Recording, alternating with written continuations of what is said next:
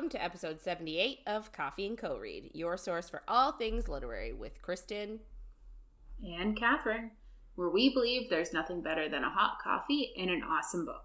Join us for our virtual book club where we take one book a month and dive into all the drama, adventure, and romance we can find. Hey, Kristen. Hi, Catherine. So, today's Would You Rather question is, would you rather never be able to buy a book again or never be able to read a book that you have purchased? To me, this one's an easy one. Because I sort of already have to it anyway. What way is that? So, I would obviously rather never be able... No, I would rather never read a book I've purchased. Yeah. Because I buy books left, right, and center. Mm-hmm. I probably have about 35 books in my house right now that I've bought in the past, 6 months that I have not touched. Yeah. So, I'm already sort of doing the never read a book I've purchased, and instead I'm just going on Libby and, reading flat out. And, but I guess you wouldn't be able to buy it on Kindle either. But again, you can work through Libby. Yeah. And, there are a whole bunch of free books that you can get online that aren't half bad. Yeah. I could steal people's Kindle Unlimited free trials, considering I already use mine. But, I could steal my husband's. Yeah. I can steal my kids'. They're too little for it anyway. Because they have Amazon accounts? No, they don't. You're right. I can steal my parents, my sister. Yes. I can just steal everybody that I know. Yeah. And that would get me, a year or more of free months of Kindle Unlimited. And then what? Then you're just done? But I guess you would be able to buy... I'd not buy it. I guess you'd be able to read the books that you've bought. Yeah. Before now. Yes. Up to this point in your life. And that's 35 books right there. I know. But I reorganized my books lately. And I have a shelf of books that I haven't read yet. And I'm like, I'm going to read those this year. That's my goal for this year. I have not touched a single one. Jeff's read at least 6 of them. And also, we have another shipment on the way. Yeah. We have problems. Yes. But also, it is very common for book readers. Oh, yeah. It is huge. You just go out and buy more books and then you never read them. Mm-hmm. So, yeah, no. I am getting Fourth Wing tomorrow, and I think I will read that one. I've heard a lot of good things. I'm getting it as well because it's just impossible. I was waiting for it on Libby, and the library had 6 copies of it, and I was still 116th in line. Yeah. It was going to be months and months and months. Because people I'm are at several months wait. Yeah. On Libby, but it's coming tomorrow in the mail. Yeah. So allegedly. Yeah, right? So yeah, I just ordered it through the bookstore.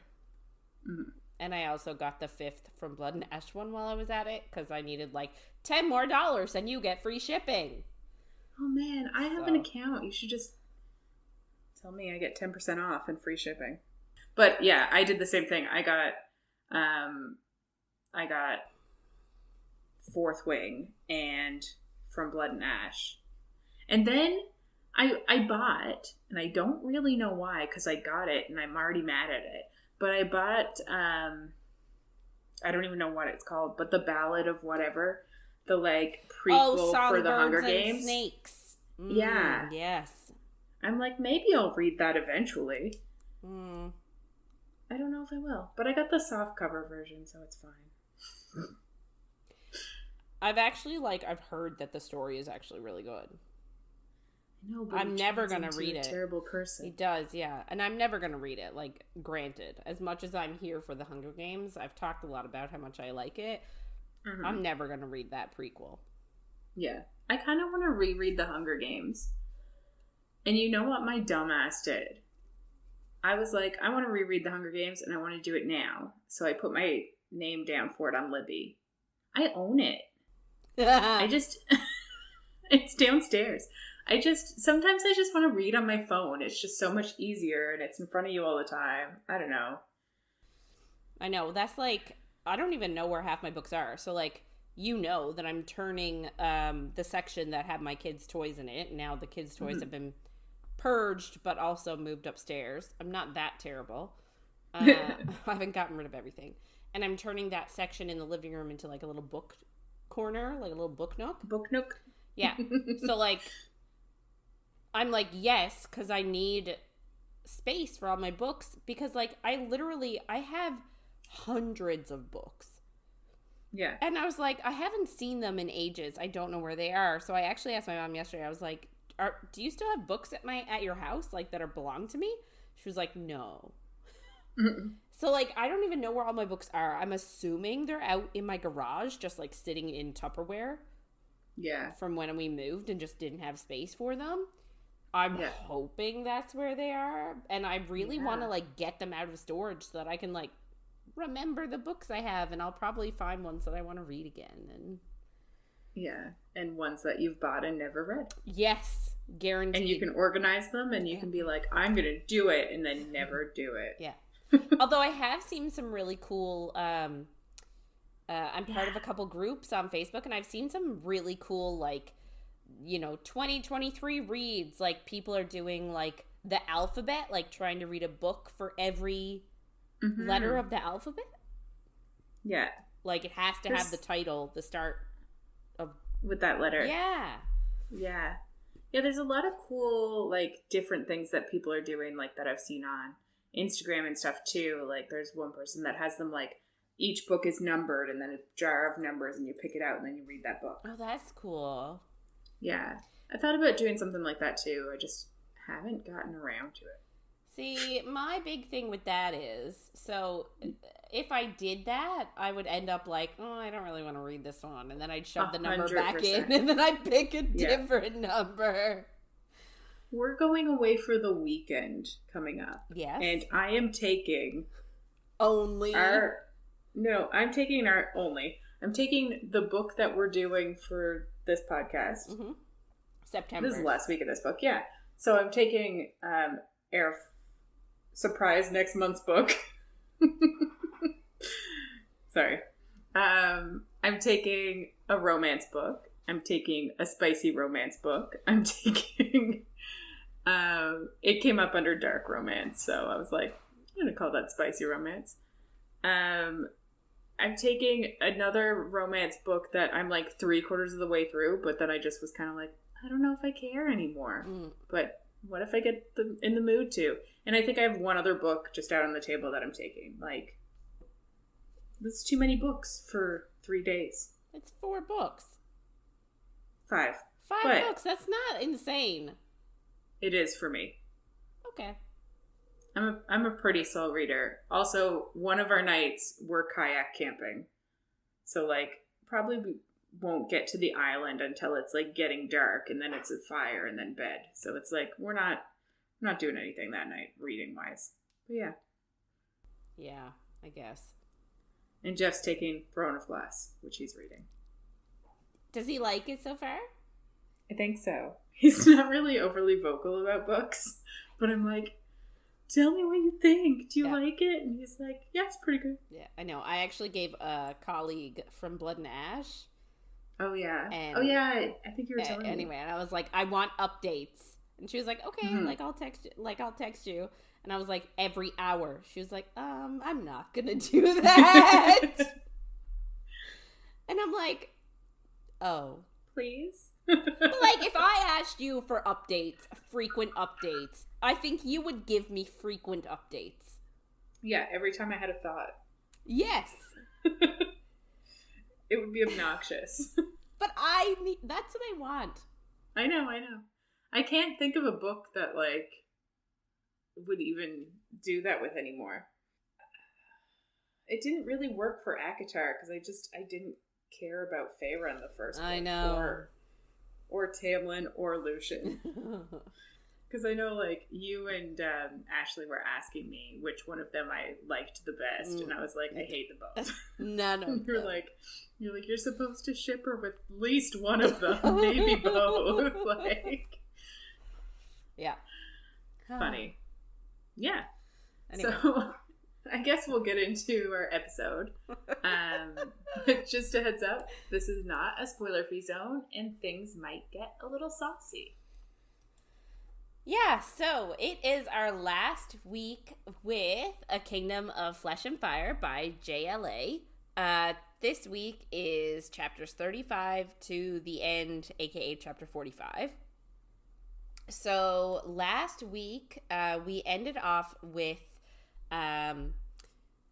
so we had Poppy and Casteel head to Spessa's End, which is sort of an extension of Atlantia that's actually in Solace, but it's close enough to the mountains, so the Ascended don't really come there, so it's like a new settlement that Casteel has, like, championed.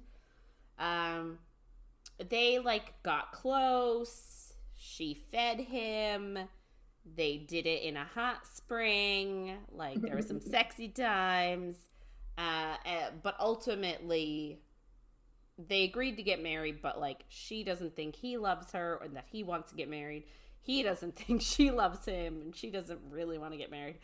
And to top it all off, Alistair was a meddling jackass and told Poppy all about, what's her name? Gianna, who Casteel's actually supposed to marry when he gets back to Atlantia. There's, like, a different girl around every corner, right? With Casteel. Yeah. Shay, Gianna. That's really it. But we're only 2 books in. Yeah. It's like that meme that's like, if I had a nickel for every time this happened, I'd only have 2 nickels. But it is weird that it happened twice. Yeah. Anyway, so they were in the middle of, like, explaining everything and their big argument, and sort of what you would expect was, like, the pronunciation of feelings, we'll say. Mm-hmm. And all of a sudden, someone comes in and tells them the sky is on fire. It's not on fire, but the Ascended are coming. The Ascended are coming. The Ascended are coming. Yeah. So Delano was the one to go out. And he brought another guy too, Dante. That's just a jackass guy. Anyway, so Delano comes back and he's injured, so Poppy heals him. And so he tells everybody that the Ascended are, obviously they are coming, and not in a good way.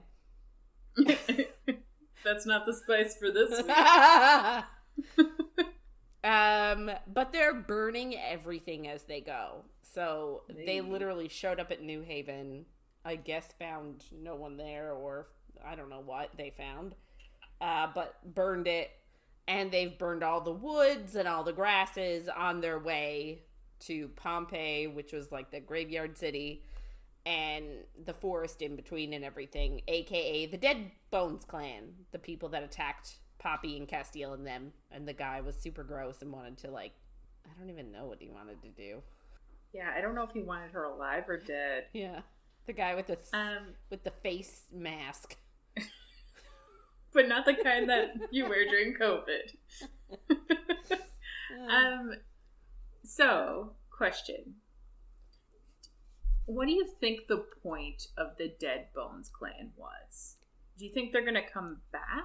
I honestly, because it's if this is the only point to be like death and destruction, then it was just irrelevant and could have been cut.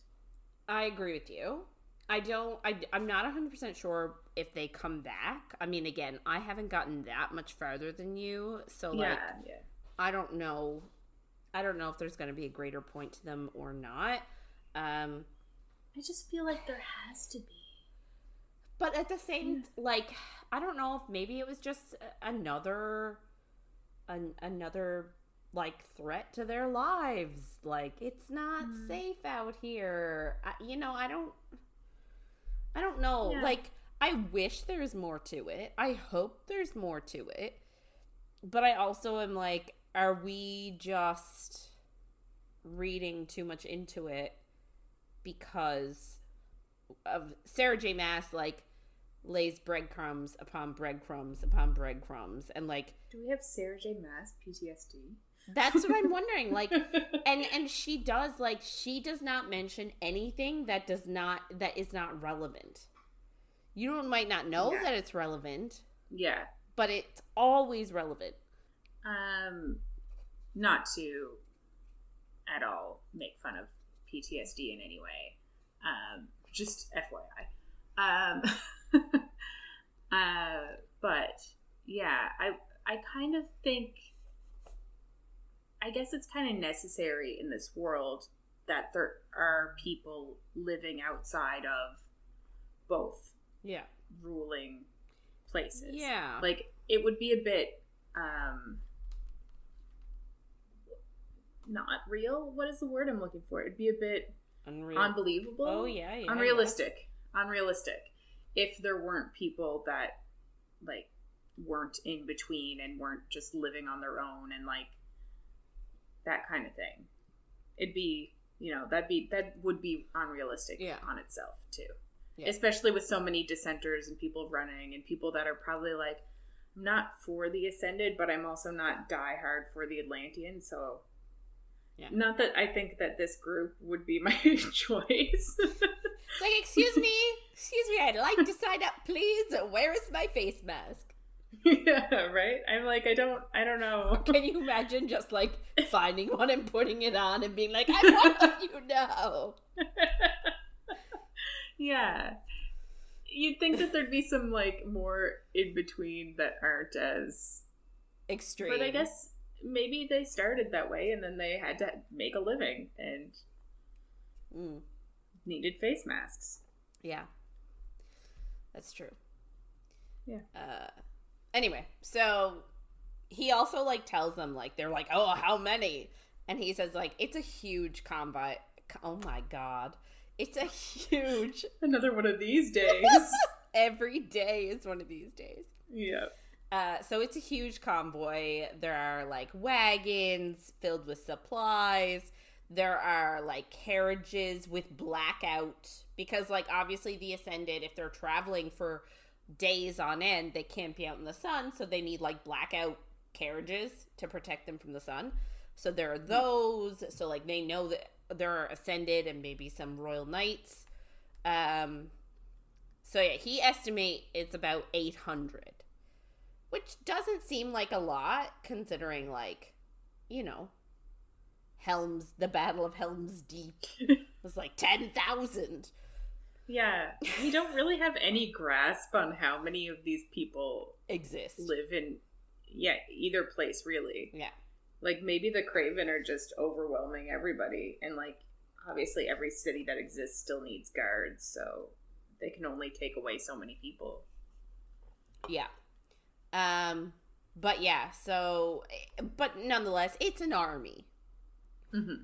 And apparently, like, one of the soldiers or somebody from the army saw Dante and Delano sniffing around and used the arrows to get both of them. So Dante was struck first and struck right through the eye, so he died, like, instantly.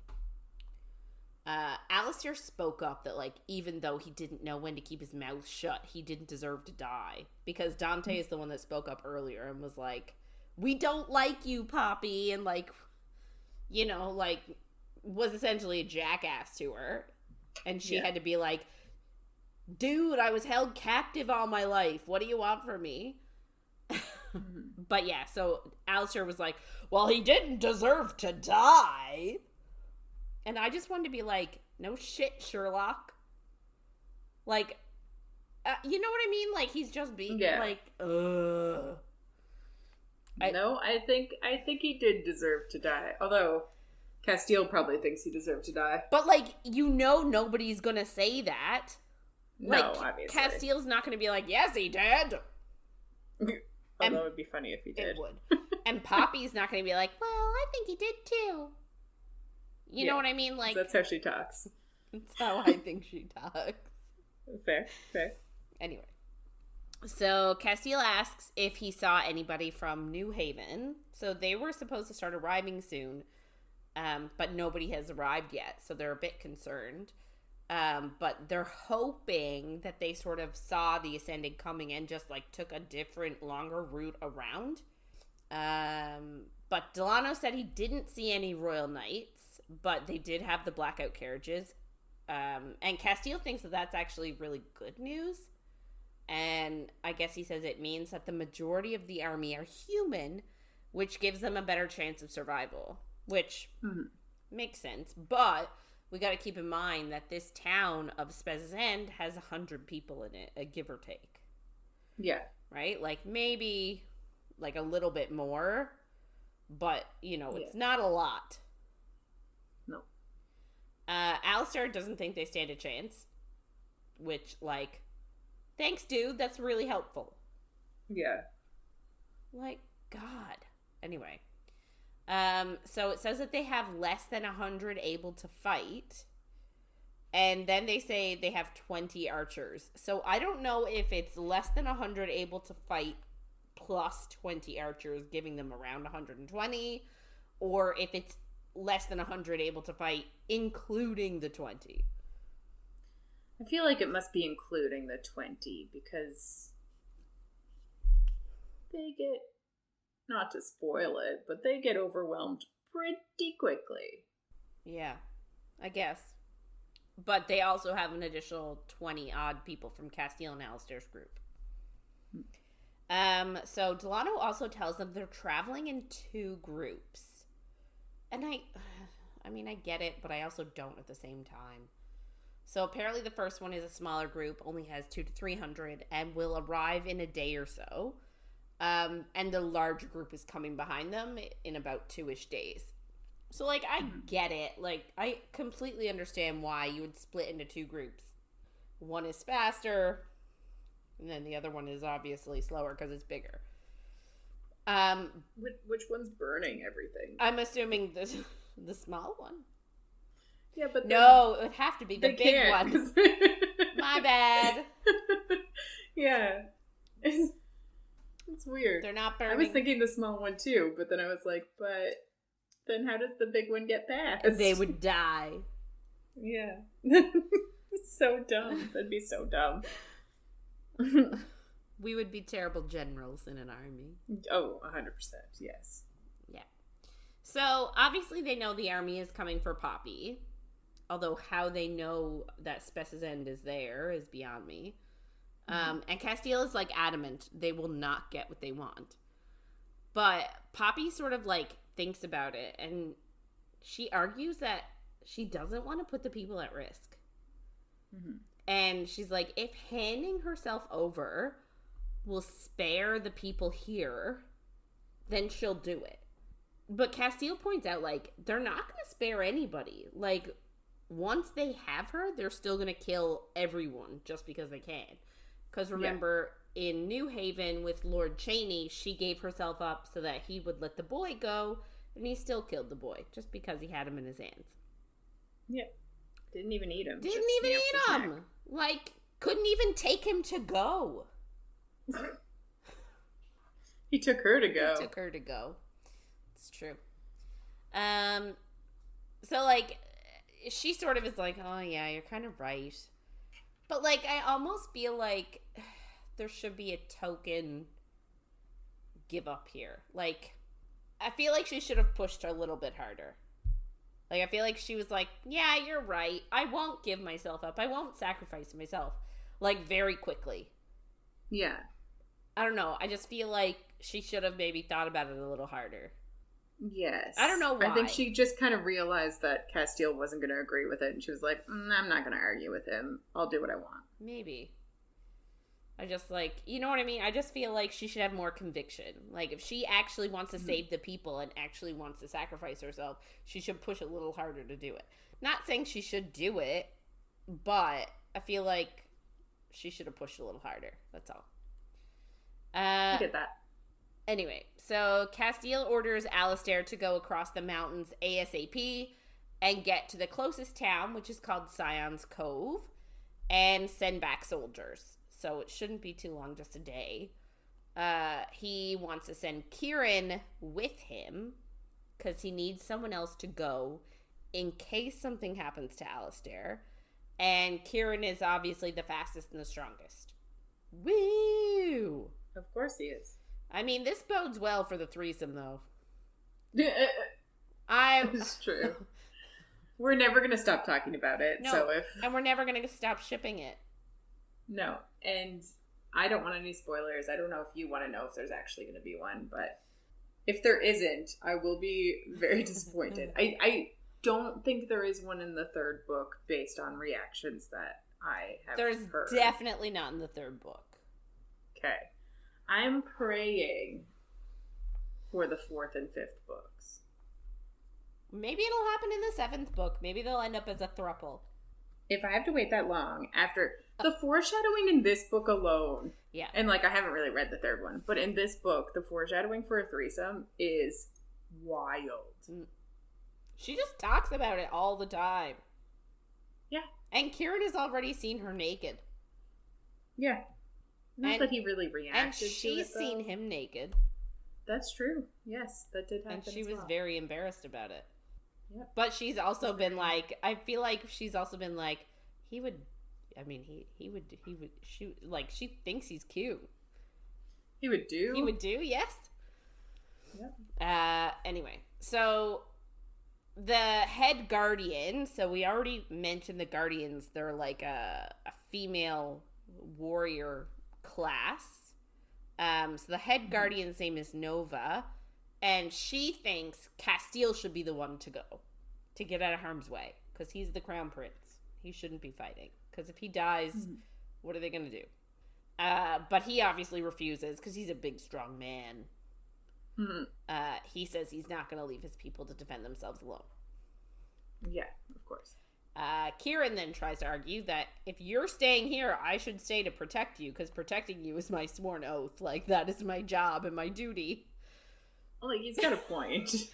But Poppy, I don't know how she knows this, but she knows that Casteel is sending Kieran away so that he can't, sacrifice himself for Casteel. Yeah. I just don't get, how does she know that? You guys don't know that each other that well. How do you intrinsically know that about him? Well, I guess he did the same thing before when he ran away to go save his brother. He was was he saving his He brother? ordered him to stay, yeah. Yeah. My God, my brain is so broken. I don't understand the timeline of him and his brother, and I almost need a prequel of just that because I just cannot wrap my head around it. Yeah. People are probably yelling at how dumb I'm being, but I just can't. I can't. Yeah, I know. Everything runs together. Yeah. Yeah. It's just mush in my brain. Anyway, so, Casteel then drops that, you're going to be taking my most precious possession, or you're going to be taking the thing most precious to me. You're taking Poppy with you to protect her. So, Casteel wants Kieran to take Poppy and protect her. And he's like, that's why I'm sending you away. Because you need to protect her. And I'm just like, dude, give me a break. That's what I say. Same. But yeah, so Poppy's like, heck no. And Casteel's like, he doesn't want the one thing the Ascended want within their reach. And he also doesn't want to worry about her handing herself over. Yeah. She was just thinking about it. And Nova, I didn't like this, agrees that she should go because she'll be a liability. Yeah, I think you're supposed to be like, oh, how dare they? Yeah. And I did. I was like, I beg your pardon. But Poppy says a really awesome thing. Well, a couple of things. She was like, actually, pretty sure the fact that I can heal people will be an asset on a battlefield. Like, valid. Mm-hmm. And also, she said, like, she is great. She's like, I am just as good with a sword as I am with a bow. And I'm damn good with a bow. And then she says, and as for being a distraction to Casteel, that's his weakness, not mine. And I'm like, bam! That part I love. Like, it's his weakness, not hers. Yeah. I'm like, yes, 100%. Yes. I can't be mad at him for being like, I'm afraid she'll turn herself over. Because she will. But, like, I love this moment because it's something that society still struggles with, right? Is, like, putting the responsibilities on the men, right? Like, oh, you shouldn't dress that way because it distracts men. Like, you shouldn't do this because it's not appropriate in front of men. Or, you shouldn't say this. You can't talk like that because it's not right in front of men. Or, like, don't mention your periods because men get uncomfortable. Like, stuff like that. And I'm like, bullshit. Oh, 100%. Right? Yeah. Like, no, that is on the dude. Yeah. If you find periods uncomfortable, figure your shit out. Because 50% of the population, or, I mean, a little less because people have issues. Well, ages, too. Ages and, and then, like... everything. Yeah, there's all kinds of things. But, like, 50% of the population, actually more like 51 to 52% of the population, are capable of perioding. So, like, get over your shit. Yes, right? I completely agree. I was just laughing at perioding. Yeah. And, like, the whole thing with, like, oh, you shouldn't wear tank tops because... boys get distracted. It's distracting. My shoulders are distracting? Okay. That doesn't seem like a me problem. And like, oh, don't wear that dress. You're asking for it. It's like, no. Ugh. That's a man's, like, men are responsible for their own actions. So, like, I just love, like, it was just such a, like, a nice... I just liked it. Yeah. I think more books need to add this stuff. Actually, I think the books that we read are pretty good at this for the most part. Yeah. Well, they're like, we do read a lot of female authors. Yeah. Who in general are pretty good. Yeah. Anyway, so this Nova Mrs. like looks at her with respect then. And Casteel finally agrees, like, okay, fine, you can stay. But Kieran still has to go, because he's, like, still the strongest and the fastest. So, the rest of the day, they spend training and in strategy meetings. And Casteel actually includes Poppy in all of these, which is actually really nice. She's, like, shocked that he does it, but also really, like, appreciative. Yeah. Afterwards, she waits for him in their room, and she's like pacing back and forth and waiting for him to come up. And obviously it takes ages. And she falls asleep. And when she wakes up, he's Edward cullining her. Of course. Yes. We're verbing that. Yes, now. We are verbing it. So he's like watching her sleep, which is fun for her. It's a thing. Yeah. So she tells him that he needs to rest. And he's sort of like, why? Like, why does it even matter? Are you worried about me? Like, just joking around. And she was like, their normal pretense of their relationship. She would roll her eyes and be like, no, you're just a jackass. Get off my case. But, like, I guess in the what he said earlier, because they had a fight earlier that they didn't get to finish. And he said, like, you never say anything. You never open up. So why do I bother telling you things? Yeah. So she sort of is like, fine. Like, so she decides to be honest and say, yes, I'm worried about you. Like, honestly, I am. So it's like this crossing a boundary in their relationship that wasn't there before. Yeah.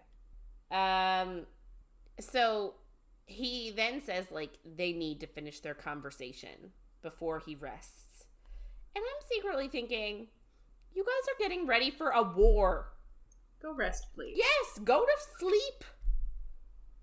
Like, count some sheep. I don't know.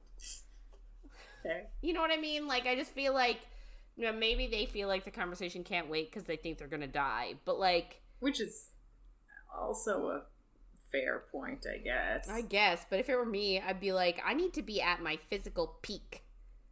Let me sleep. Need a nap. Yes.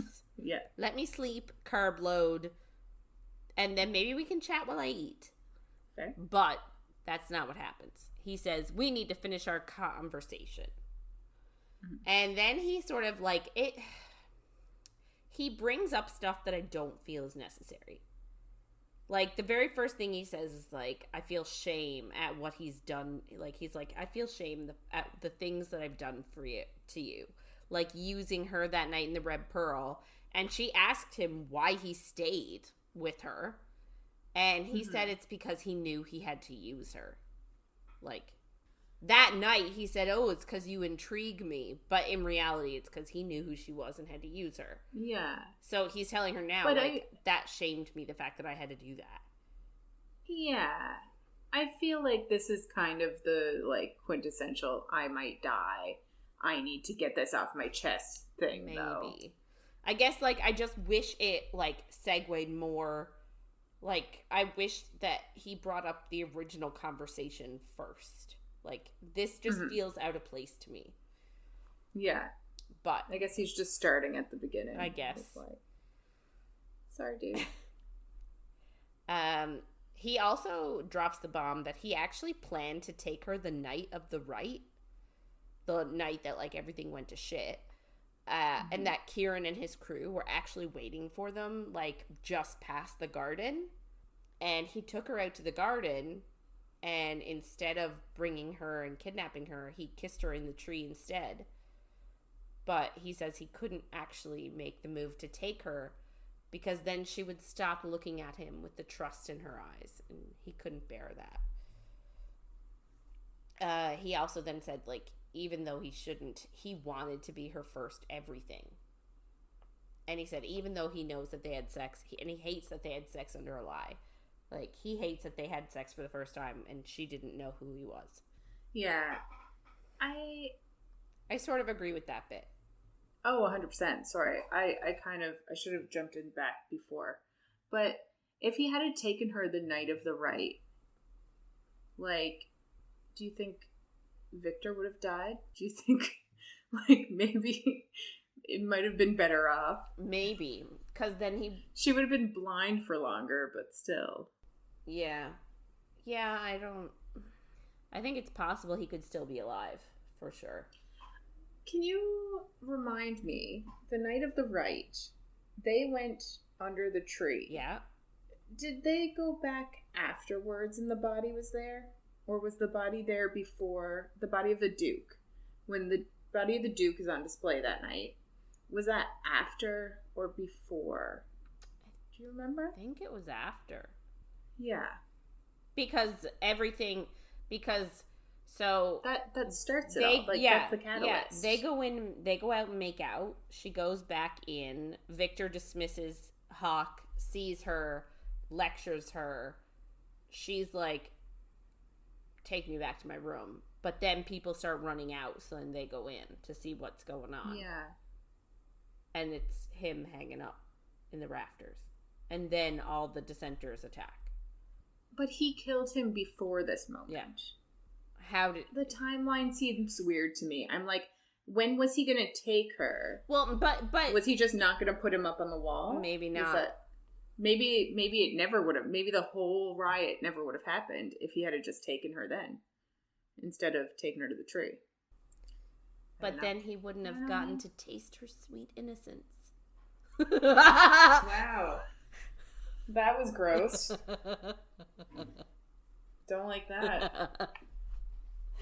I know. No, thanks. Anyway, so he continues and says that he knows that he isn't worthy of her, like, gigantic eye roll. If you truly didn't think you were worthy, you would send her away. He isn't worthy of her gigantic eye roll.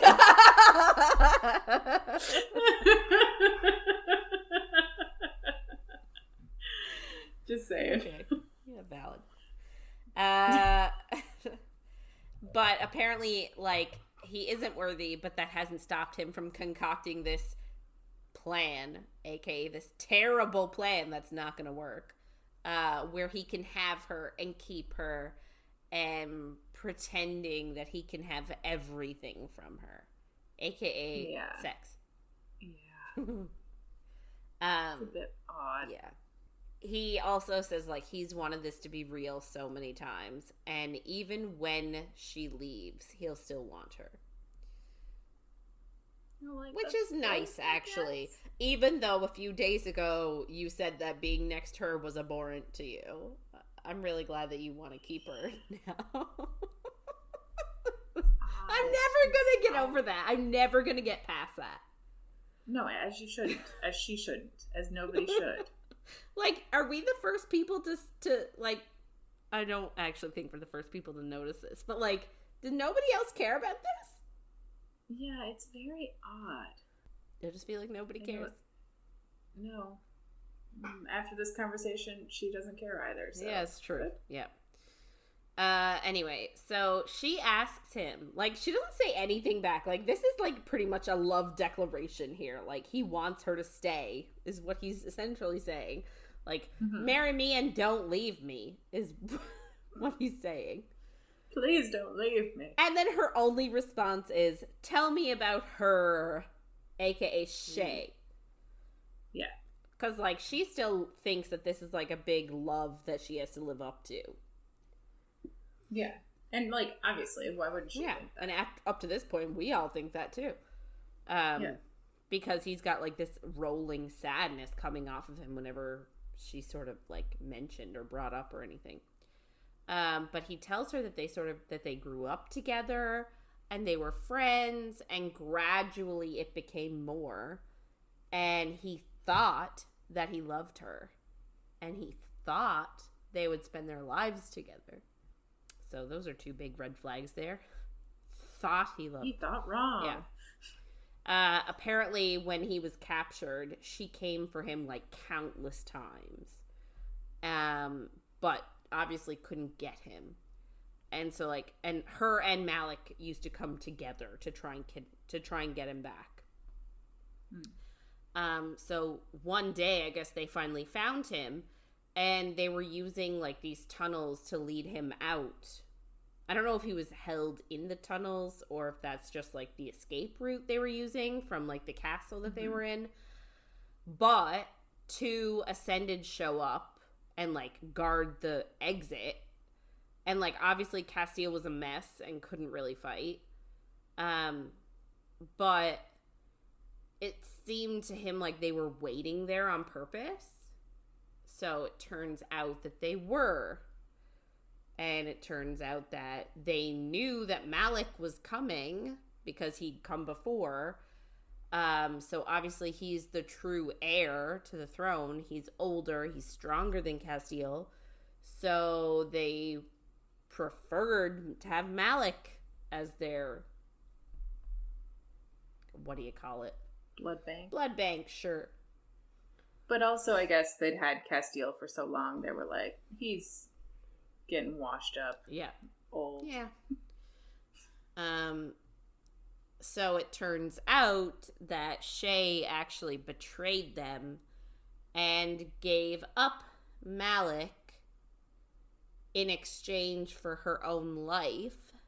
But on the fight out, they weren't going to let any of them leave. So like, the Ascended attacked. One of them went after Malik. I don't understand how one of them was able to take Malik away. Like, you would think that he's the true heir. He's stronger and older and whatever. You'd think he'd be a decent fighter. Yeah. But I guess not.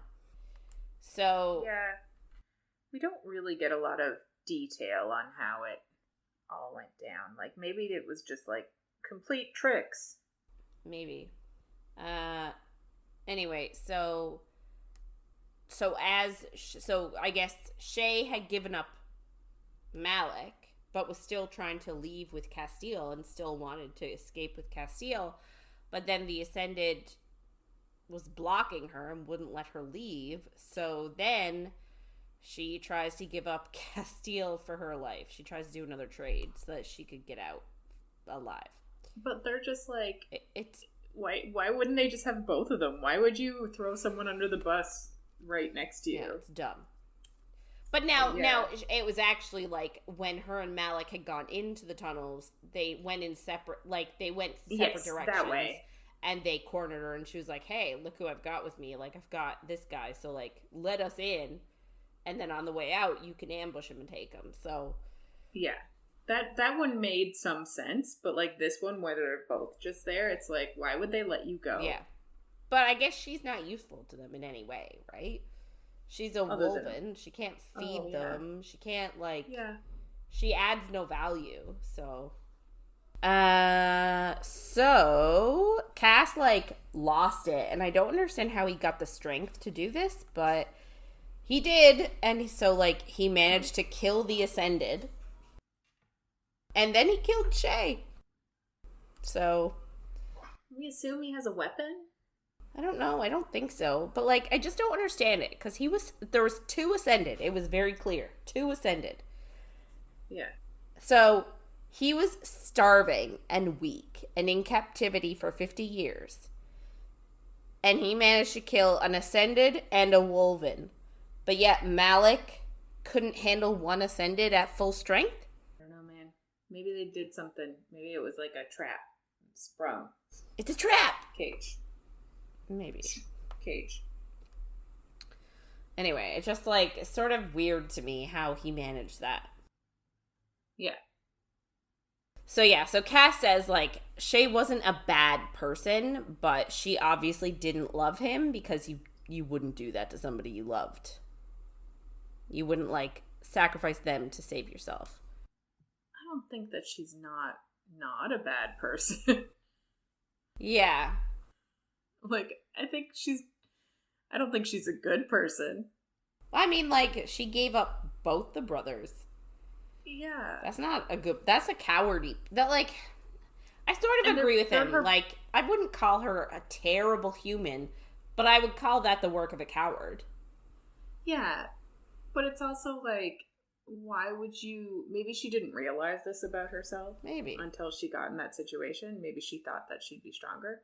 And, like, I don't know what I'd be like in that situation either, obviously.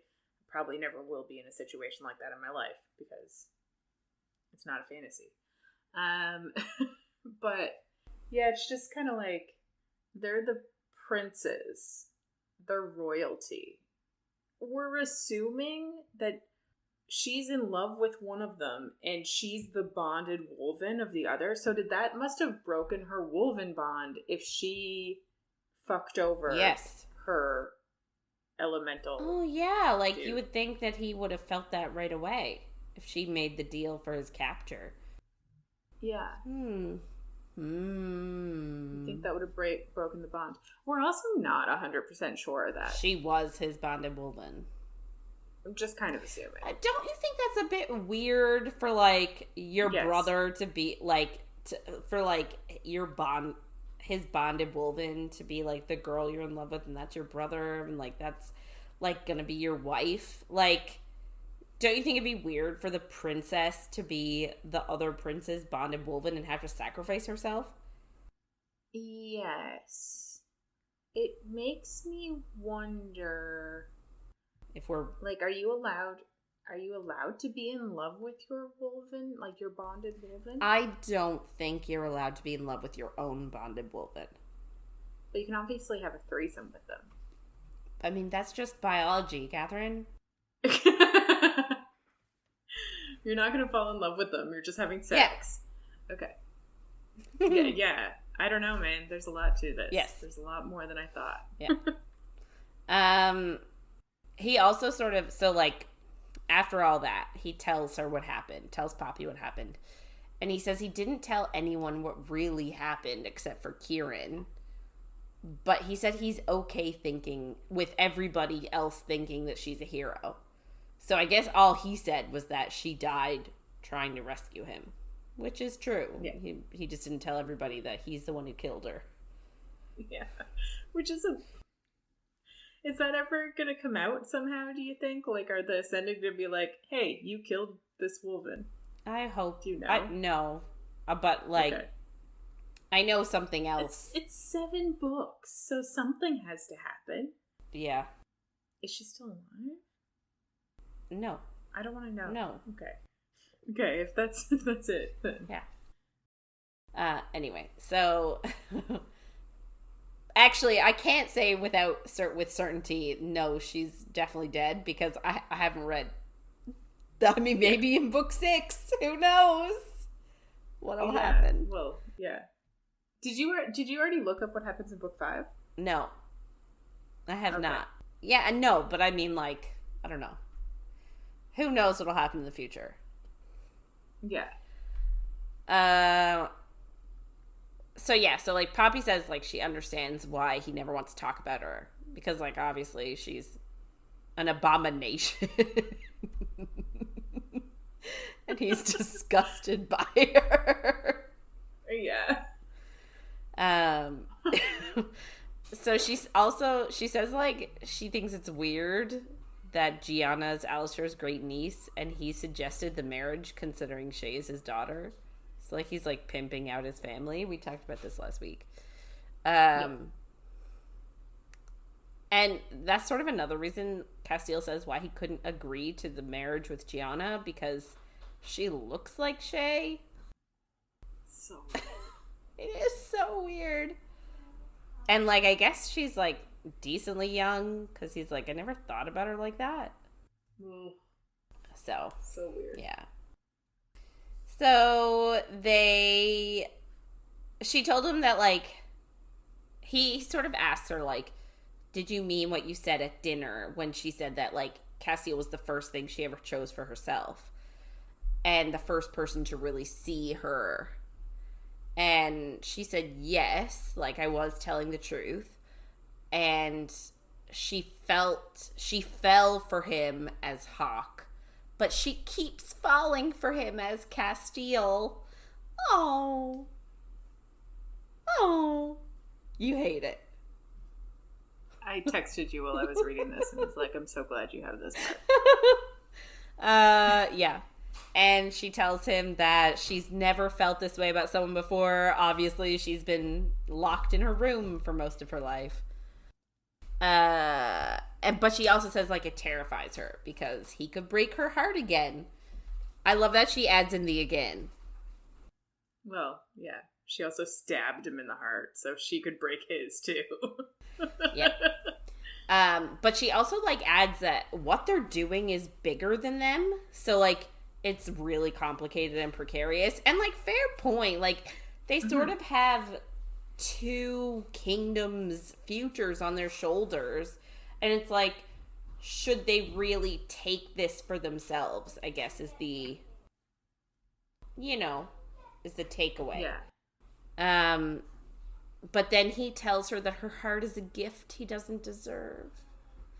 But it's one he'll protect with his dying breath, and he's in awe of everything she does. In awe? Mm-hmm. Again. In awe. Again. And he says that she is the first thing he thinks about in the morning and the last thing he thinks about before he goes to sleep. And he says he knows what that means, but he wants her to read him and tell him what it means. This part was even more. So he wants her to read his emotions and tell him what the emotion is. So, like, she does feel it, and she says it feels like berries and chocolate. Blech. I actually don't hate berries and chocolate together. I don't like that this is what we've done for love. Yeah, but do you think that everyone's love is different? Kind of like that potion in Harry Potter that smells differently for each person. It'd be nice. But I think she says that, like, she's felt the same thing from Victor before and from Ian and her parents. So I don't think that it seems like it's the same. Now maybe it all feels like that to her because it's for her, and maybe love for other people have for other people feels different. I don't know. Anyway, so she realized, so she also says that like this type from Casteel feels more decadent, indicating romantic love, not familial love. Yeah. Anyway, so he tells her to trust in him and that her heart is safe with him, and they agree not to pretend anymore, and he gets down on one knee and asks her to marry him properly today. And she says yes. So it's not a fake marriage anymore. It's a real marriage. They really love each other. Although they haven't said it yet. No, but they're going to get married anyway. So, after Poppy says yes, we immediately cut to her getting ready for her wedding. Vanetta, obviously, because she's the only other female character. And their only conversations are about guys? Are we not passing the Bechdel test? I can't remember. They must have talked about other things.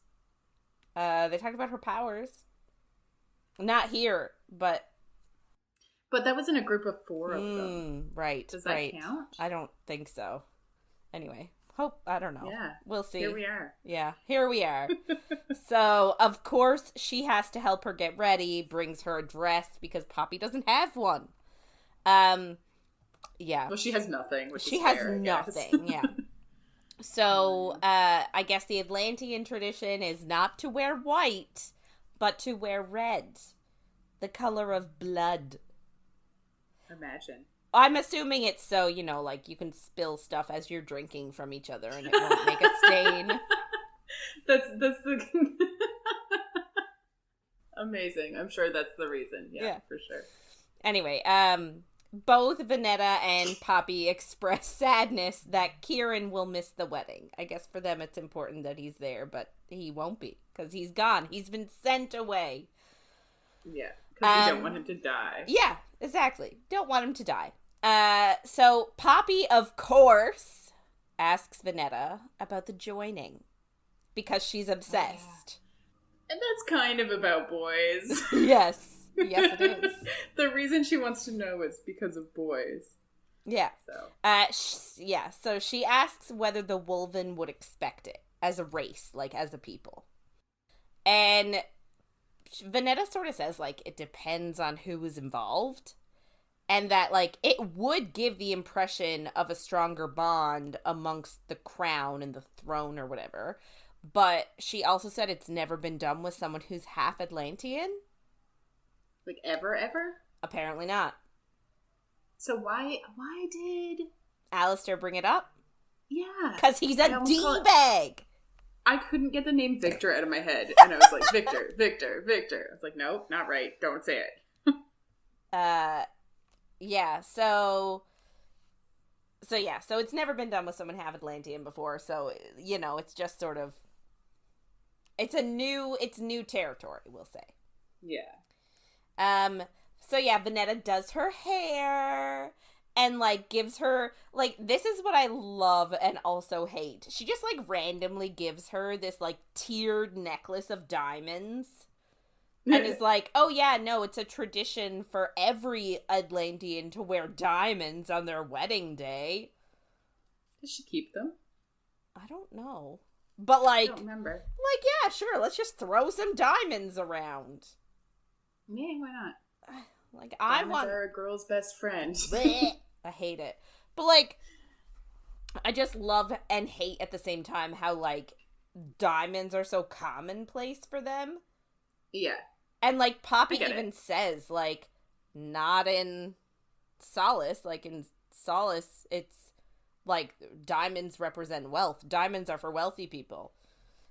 And Vanetta's just like, nah, have some diamonds. Like, throwing them everywhere. They're for everyone. Yeah. You get diamonds. We're over here. Yeah. So, like, apparently they're a tradition that represents the tears of the gods. And if you wear them, it means the gods are with you on your wedding day. Okay. Yeah. So yeah, they go outside then. The wedding has to be outside, and they're not allowed to wear shoes. I'm totally okay with this. And I love that. I know, me too. I mean, I wore, like, the barest of shoe for my wedding. Yeah. And I'm sure if I ever get married, I'm going to have, like, crazy heels, because that's who I am. Yes. But I do love the idea. Yep. Maybe I'll take them off to be barefoot, because I'll be towering over Jeff anyway. I'll take them to be barefoot during the ceremony. Yeah. But yeah, so Vanetta gives Poppy a ring for Casteel. Apparently he went and had a blacksmith make them, like, real fast. Yeah. So she walks down the quote-unquote aisle, and their wedding begins. I actually really like the wedding because it's short and sweet, and, like, there's no fluff whatsoever. Yeah. So they have no vows, but so this is the only thing I feel weird about. Not weird about, but I find it awkward. So they stand facing Jasper, and they have to hold the ring in their left hand and hold their other hand. So, like, that means that somebody is cross-body. Oh. Right? Yeah. So they both have their rings in their left hand. So yes. they're handshaking. They're not holding hands. They're handshaking. Right. I just find that a little bit awkward. Yeah, that is a bit awkward. I don't think she pictured that in her head. Maybe not. Anyway, it's just weird. Yeah. So, when they hold their right hands together, yeah, they must be like a handshake sort of scenario. They feel a zap. And I don't know why, but they do. Like, it's the magic of the marriage. Then they kneel, still holding hands, and then they have to put the rings overlapping, like, a little bit, like, so that they, you know, they're overlapping, in the soil. Like the Olympic rings. Like the Olympic rings, yes. And they have to, like, put it in soil, and then both Poppy and Casteel have to sprinkle a little soil on top, like Salt Bay. Yeah. I actually really like the, like, the idea of, like, the earth and, like, all of that stuff. I like that a lot. Me too. Then Jasper cuts their left hands, and they join those hands together, and then let their blood combine and drip down onto the rings.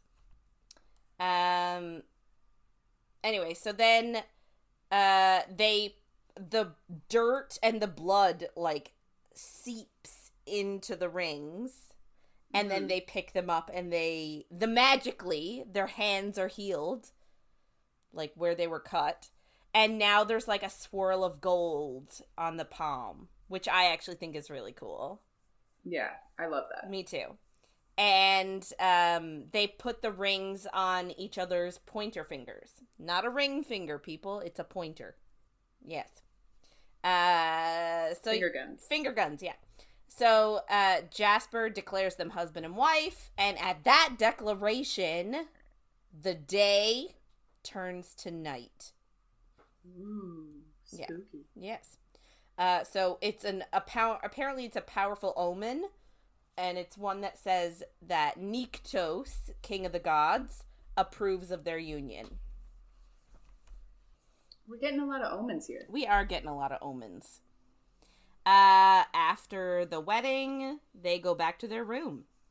Woo! So, like, they have, like, a day before they are attacked. Yes. So, they gotta make the most of it. Which, like, you'd think you'd be sleeping and getting ready for attack. So, like, instead of anything, like you said, they should be resting, preparing for the battle. They're not doing that. They're also not getting jiggy with it. Poppy asks Casteel what heartmates are. Because that's important right now. Mm-hmm. And he tells her that it's a legend. And now we get into the legend. So apparently one of the ancient deities fell in love with a mortal and begged the gods to give this mortal a long life.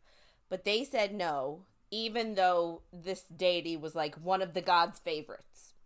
So eventually, years passed, she grew old and died, and he obviously stayed the same. And he was so heartbroken, he refused to eat or drink, even though the gods, like, pleaded with him to do it. But he said he couldn't, because a piece of his soul had left him. And eventually, obviously, he died. He turned to dust. Mm-hmm. And the gods realized that they made a mistake, and the next time an ancient deity came asking for the same thing, they agreed, but both the deity and the human would have to undergo trials. And if they succeeded, the deity had to promise to be the source of her lover's life. He would have to live on her blood to stay alive. And that created the first Atlantean. So, did I read this book?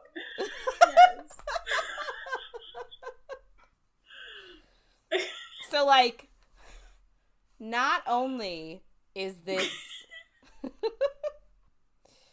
yeah. Sorry. Yeah, so... I feel like I'm gonna cry. But, okay. So, yeah. So, this is... I thought we already got... I guess we got the...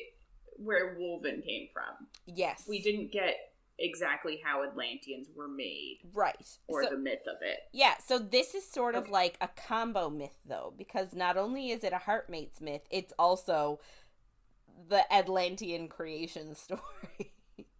Yes. So, yeah, so... And when I say Atlantean, I obviously mean elemental Atlantean. We already know that Wolven and, I guess, other shapeshifters came to be through other means. Like, this is just, like, a very complex world that has been created. That's what I'll say about it. Yeah. I'll just sit here confused and cry. Yeah. Anyway, so this guy was the first elemental Atlantean that was created. And they say that it's through these trials that other lines of Atlanteans were made. Mm-hmm. I wonder what kind of trials it is. Like, are they, like, physical trials? Like, so if I found my heartmate, would I, like, be sunk because I can't run? Like, or are they make a choice? Would you rather, like... Are they more like that? Remember that book Divergent with the scenarios in her head, and she had to figure out. She had to do like one. Is it more like that to figure out if you really love the other person? Like, I wonder. Or is it like a combo? Or is it like Feyre challenges trials? I would. What is it? I would not excel at any of those. So. But it was only the first ones that had to do the trials, right? Are we getting a book where they're going to have to do the trials? I don't know, maybe. But I feel like, why would they bring all this up, and why would this exist if Poppy and Casteel didn't eventually have to do it? Oh, yeah. Right? Like, I honestly don't know. Are they going to create a new race of Atlanteans, and is that going to be like, that's what the Ascended wanted all along? Like, is that... I don't know. I'll be honest, though. So I'm in a few different Facebook reading groups, and I have not heard great things about the newest book release. I've heard a lot of people struggled with it. Yeah. Which, I mean... Because of, like, too much to know? Or I don't know. I don't know. I was like, okay, move on. And, like, it's sort of... No, they didn't... Well, you don't want any spoilers, although, do you? Well, I mean, I don't care about a spoiler here and there, but, like, at the same time, I think as a group, like, we sort of... You know, you sort of... If you're in a group like that, you're not going to come out and be like, all the spoilers. You know what I mean? So Yeah. people were just saying how, like, they just didn't really like it. Yeah. And just found it a struggle to get through. Interesting. Yeah. Now, I mean, I haven't read it, so... Yeah. Who knows? Anyway, so... apparently, too, it's said, people say, that King Malik and Isbeth, the one that he turned into an Ascended, were actually heartmates. But the gods were asleep by the time he had met her, so they didn't hear him ask for the trials. Mm-hmm. Which sucks for him, but also, he was married. Yeah, like, that's the thing about other books that have mates. I'm like, what happens if you're married and then you meet your mate? Yeah. Like, why would anybody marry somebody that's not their mate? Because they're rare. But... yeah. What happens then? I guess, like, I feel like it's sort of, okay, well, if you're the mate, then as sucky as it is, your marriage could dissolve if you wanted it to. Right? Yeah. Like, and, like, divorce is an option. Like, you don't have to be a cheating bastard. Like, obviously divorce is a thing in this world. That's what I don't understand. Plan. Why didn't he just divorce the queen? Power, I guess. Maybe. Which is shitty. Yeah. Anyway, so after the story, Poppy tries to get Casteel to rest. She's like, you know, you should probably rest because the, you know, army's coming, battle is coming. But Casteel says that there's another tradition they have to do first for the marriage, and he says it's the act of sharing blood. Apparently it's an act of trust and a pledge to share everything, including their own bodies. She's like, yeah, okay. And he's, like, already super turned on, and he just, like, takes her dress off, and they, like, make a crack about, like, Vanetta getting super upset if anything were to happen to that dress, because, you know, women don't care about anything other than their clothes. And boys. Yeah. Yeah. Anyway, he starts to, like, I don't know, speak, like, talk dirty, I guess. I don't know, but he's like... Talk dirty to me.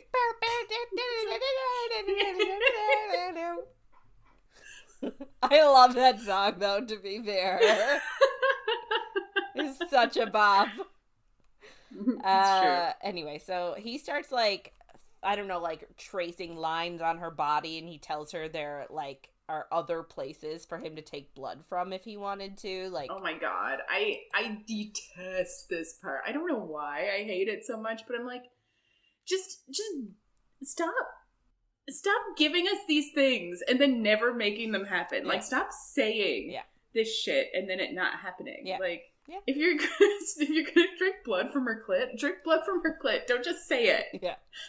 Well, it's true, because, so, like, he says that he could take it from her breast and, like, runs his finger, like, across it. And then he's like, or I could go here at her inner thigh. And then he says, I could even take it from here, and, like, touches her clit. But he says But then he doesn't. I know. Because I was all like, yes, go for the clit. I know. But I'm like, this is a thing she keeps doing. This and the threesome. I'm like, stop baiting us with things that don't happen. And maybe it will happen in a future book. And maybe the threesome will too. But, like, I don't want to wait till a future book. I want it fucking now. I want him to drink blood from her clit right now. Yes. Also, do you remember when I wanted to get the vampire tattoo in my inner thigh? Yes. Still not against it. I still think you should. Yeah. Yeah. Anyway. I think it's great. So, he says, though, he's feeling archaic today.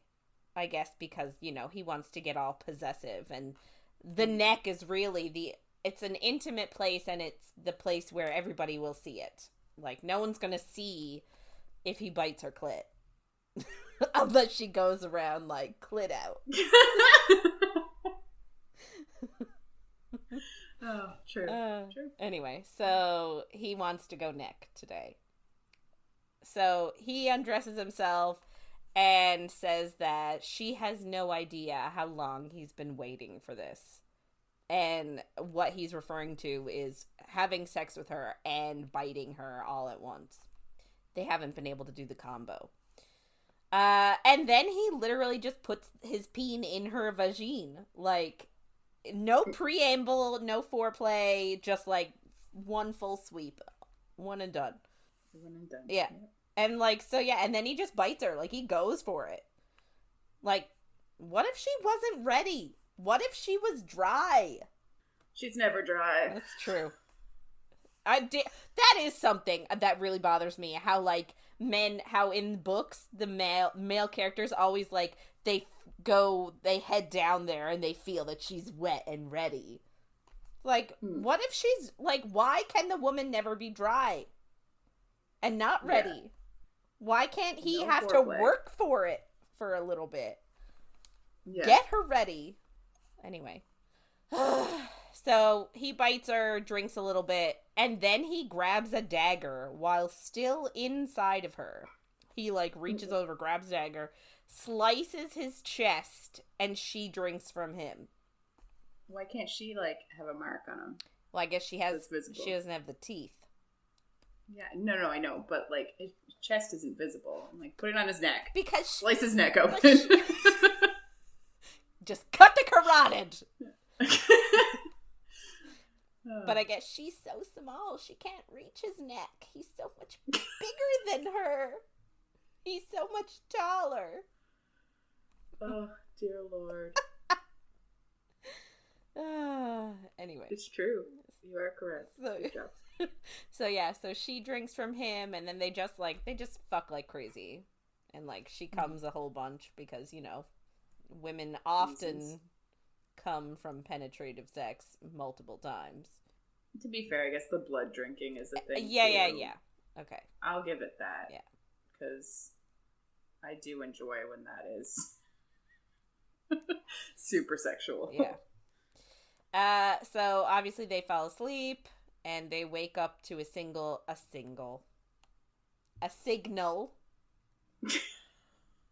God.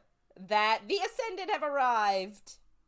Roll out the red carpet. The Ascended are coming. Yeah. They go out onto the rise, which is like that big wall that keeps the town safe. And they get the news that actually the smaller group has arrived first, the one with only about like 200 in it. But they're waiting for the bigger group to catch up, which I don't get, but it's fine. Yes. They get their, like, sort of their final fighting numbers, and they're at 126. So, I don't know, is it 200 and 800 making 1,000, or is it 200 and 600 making 800? Is the small group only 200, like, yes. 3 numbers? Yeah, so the small group is 200, and I can't remember if they said the larger group is 800, I think, which makes 1,000. 1,000, yeah. So 10 to 1. Yeah. Anyway, Casteel, like, asks Poppy to please stay up on the rise with the archers, and if anything happens to him, to run and hide in the caves that they, you know, that the hot tub thing is in. And that Kieran will know how to find her. Which is nice. I'm glad that he trusts Kieran so much. Mm-hmm. But Poppy says she can't promise that. And she says that she can't hide when someone she cares about is hurt. Which is fair. Yeah. And I don't think it's fair for him to ask her to run away. No. Like, if he is risking his life, she should be allowed to do the same. Mm-hmm. So, anyway. Agreed. So then, like, the full army approaches, and she sees there's a mix of mortal soldiers and knights, which is, like, good and bad. Like, obviously the knights are the ones they have to worry about, but the regular mortal soldiers is like, woo, thank God. Um, but the problem is they have catapults, which is iffy. So they kind of want to break their rise. Um, so there's a royal carriage there, and the royal ascended gets out, and it's Duchess Tierman, the one from Blood and Ash that like was her guardian for a while. So she calls out to Casteel and they chat. She says that most of her army has hung back as a show of good faith. So give back the maiden and they'll leave. Yes, sure. And then she calls out for Poppy, and she's like, "Oh, your brother is worried about you, and the queen wants you back." And like, she's like, "Poppy, Poppy, where are you? I know you're there." And Poppy finally steps forward and tells her that like she belongs to herself. So like, because she said, "Oh, the queen wants you back," and she's like, "Well, the queen can't have me because I am a person. I'm not an object." And she also says like, "I know who you are. I know what you do, and I know what you want me for." But Duchess Tierman's like, "No, you belong to the queen, just like your mother belonged to the queen." And she also drops a bomb here that, surprise, her mother was actually the queen's daughter, and Poppy is the queen's granddaughter. Which is interesting. It is interesting. Yeah. And they obviously don't believe her because the Ascended don't have children. Like, they can't have children. And Poppy's response, Duchess Tierman's response was like, "Who said the queen was ascended? That was actually a lie put in place to protect her." So, I don't know. Interesting. Do you also the fact that she's telling this to all the soldiers around her too, and they're just like fine with it. Do you think this is? What do you think? Do you think this is true or not true? I assume it's true. I don't know why she'd lie. I guess. Like, I just feel like I think that Duchess Tierman thinks it's true. If it's not true, then I'm assuming it's an issue there. Yeah, okay. Poppy, like, sort of freaks out when she hears this because, like, so the queen was like, the whole thing about the queen being ascended. Sorry, Duchess Tierman. No, what was I saying? So, the whole fact that the queen being ascended was a lie to protect Poppy, this makes Poppy freak out when the Duchess says this. Because she was like, "I wasn't protected when the Duke beat me and touched me. And I wasn't protected when Lord Cheney bit me and almost killed me." So, like, she was like, this whole protect me crap is what it is. It's bullshit. And, like, I have to agree with her on this. Like, if this is true, and they made this lie to protect her, like, if the queen really is her grandmother, wouldn't she be real pissed off to find out that the Duke has been, like, beating her with a cane for years? Yeah, but I think, like, in the first book we were talking about it, and, like, I think the queen would be pissed off anyway. I guess nobody was high enough to stop him, but, like, Poppy, the one scene where she's actually being beaten during the scene that we read, she even thinks to herself that, like, when the queen finds out about this, she's going to lose her shit. But, like, so then why couldn't Poppy write a letter to the queen? Or, like, all of her mail was being checked. Was it? She kind of went through that, yeah. Oh, I don't remember. Yeah.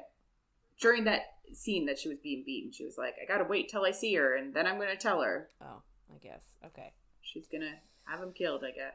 Yeah, okay. So, moving on. So, Duchess Tierman sort of realizes that, like, there's nothing that she can say to Poppy to change her mind right now. So, she gets cruel now and says she has a gift. And this is a very Ascended thing to do. So the catapults fly. And the gifts are actually human heads.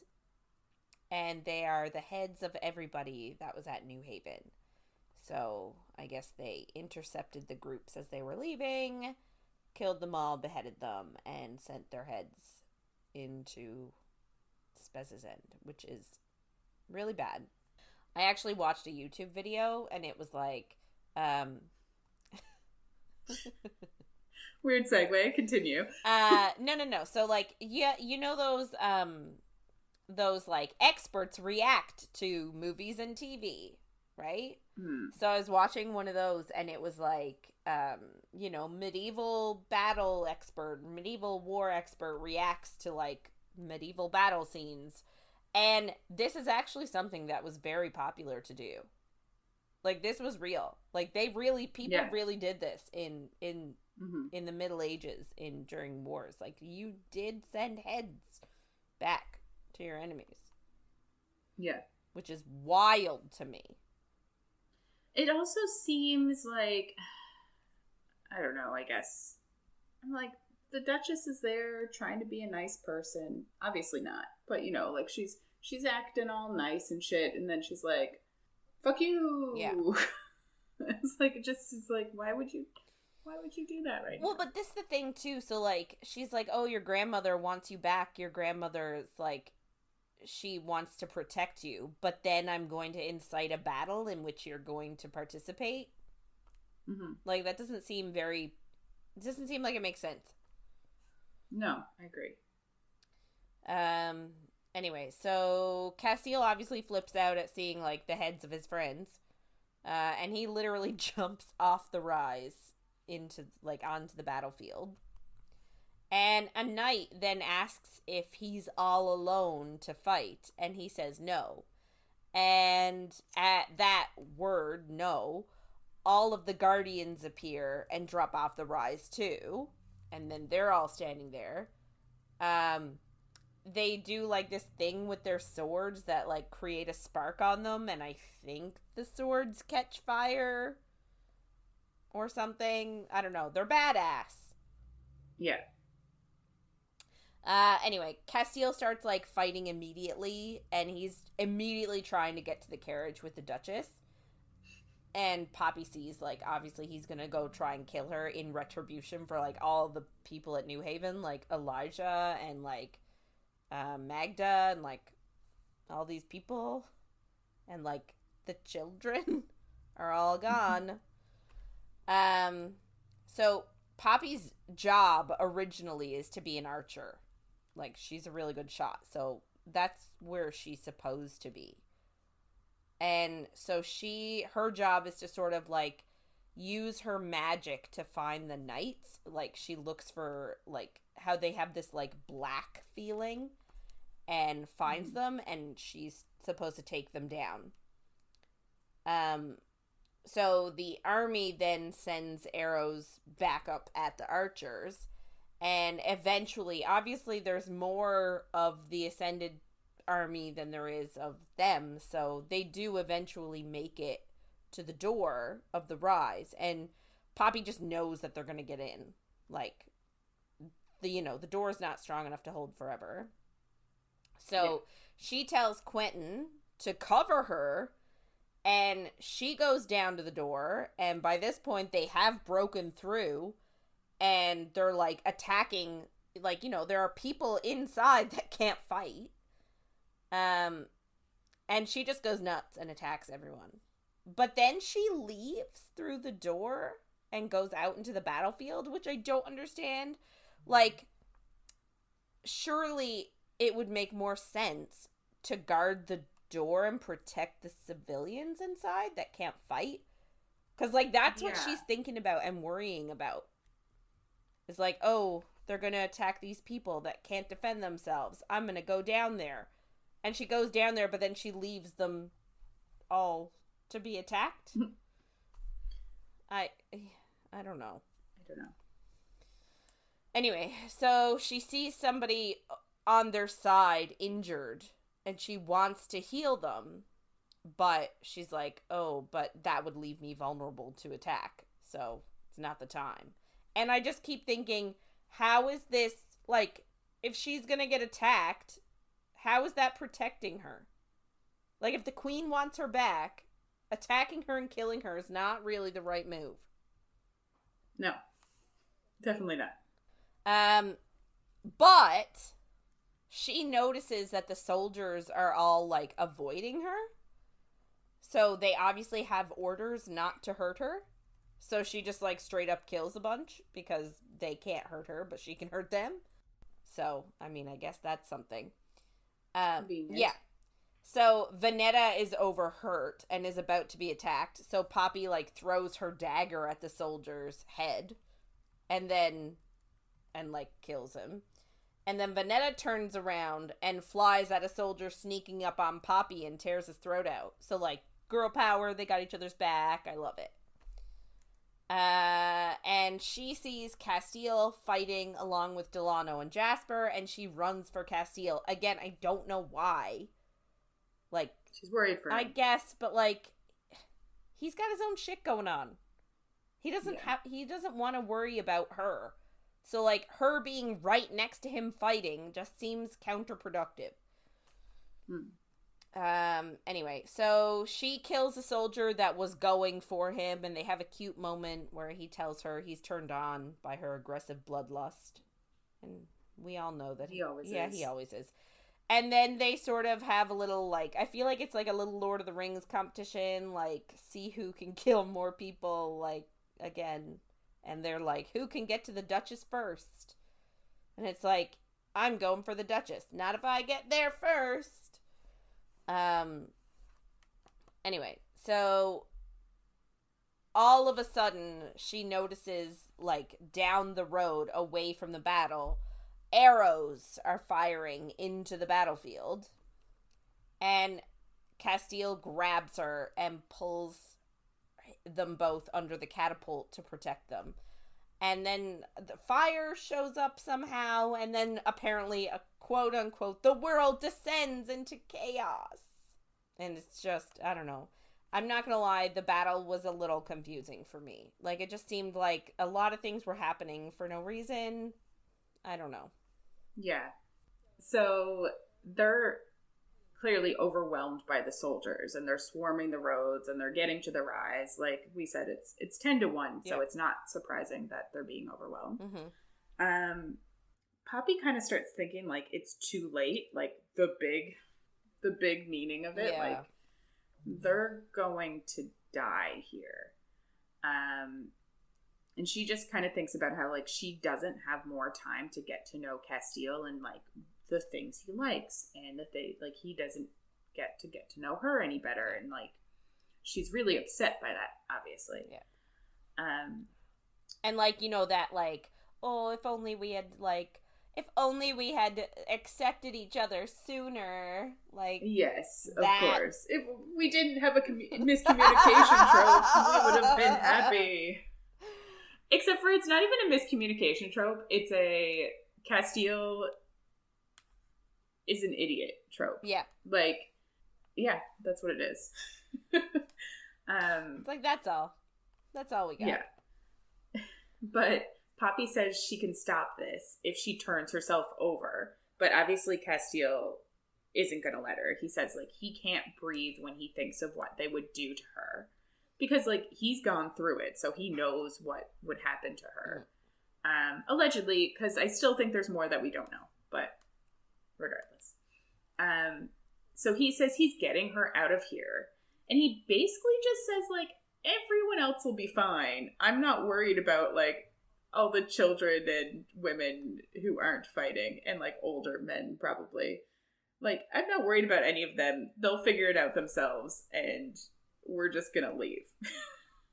Yikes. You're like, whoa, this is, you're a prince. You're gonna be a king soon, potentially. Like, this is not a good move. No.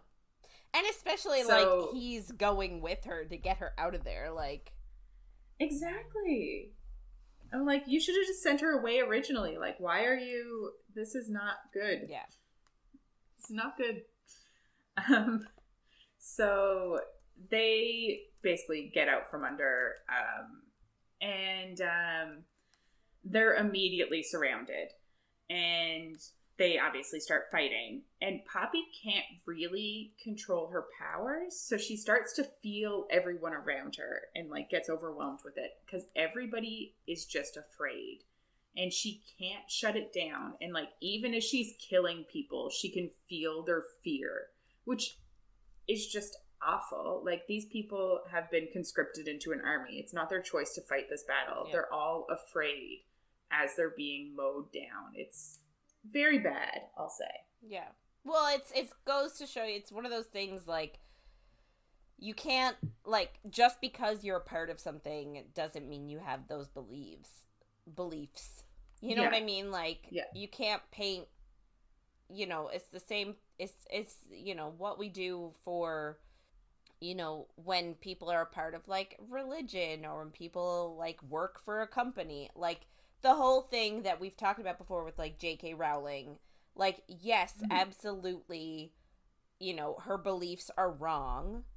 Like, her coming out and saying things that are, like, anti a certain people, that's not okay. But, like, people are boycotting, like, the games and boycotting, like, the movies. Again, it's fine. But, like, you're automatically then hurting all the other people that maybe don't have those beliefs. You're automatically, like, hurting them too. And, like, is that okay? Like, I'm not saying that's right or wrong, but I'm saying, like, just because one person, and in this book's case, just because the queen and her elite have created the society, it doesn't automatically mean that everybody in that country have the same belief system, or would have the same belief system if they knew better. And that's what Poppy has been fighting for this whole time, right? Like, everyone's like, oh, the people of Solace suck. And she's like, the people of Solace just don't know any better. Yeah, exactly. And, like, it's the same, I guess, as, like, wars when people are forced to fight. Yeah. Like, just because you're forced, like, because I'm sure the armies in this world are like, if you're able-bodied and you're of this age, you are in this army. Like, you don't get a choice. Yeah. I'm sure that, like, it seems like that's kind of world that Solus would be. Whereas the Atlanteans, it seems like they have more specialized lineages that are part of their armies. Yeah. I don't know if they could then decide that they don't want to, if they don't believe in, but, like, at this point, the Atlanteans, it's not as much of an issue because they're just fighting to live. They're not fighting for, because they're being attacked. Yes.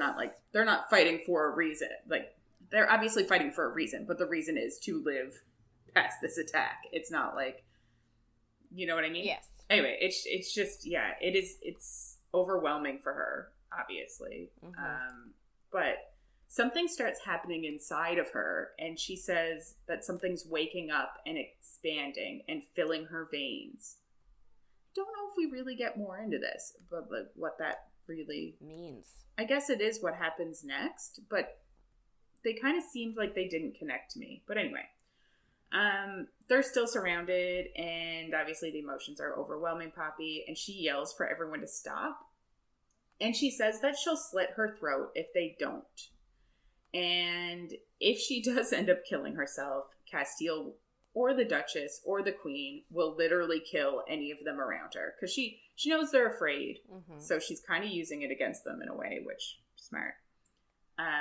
Casteel's obviously pissed at her, but the soldiers do start backing up from them. I don't think you'd be able to slit your own throat. I don't know. No, I think, like, you would have to be very sure of yourself, because, like, there would have to be no hesitation. Well, and you'd have to go deep enough. Like, if you...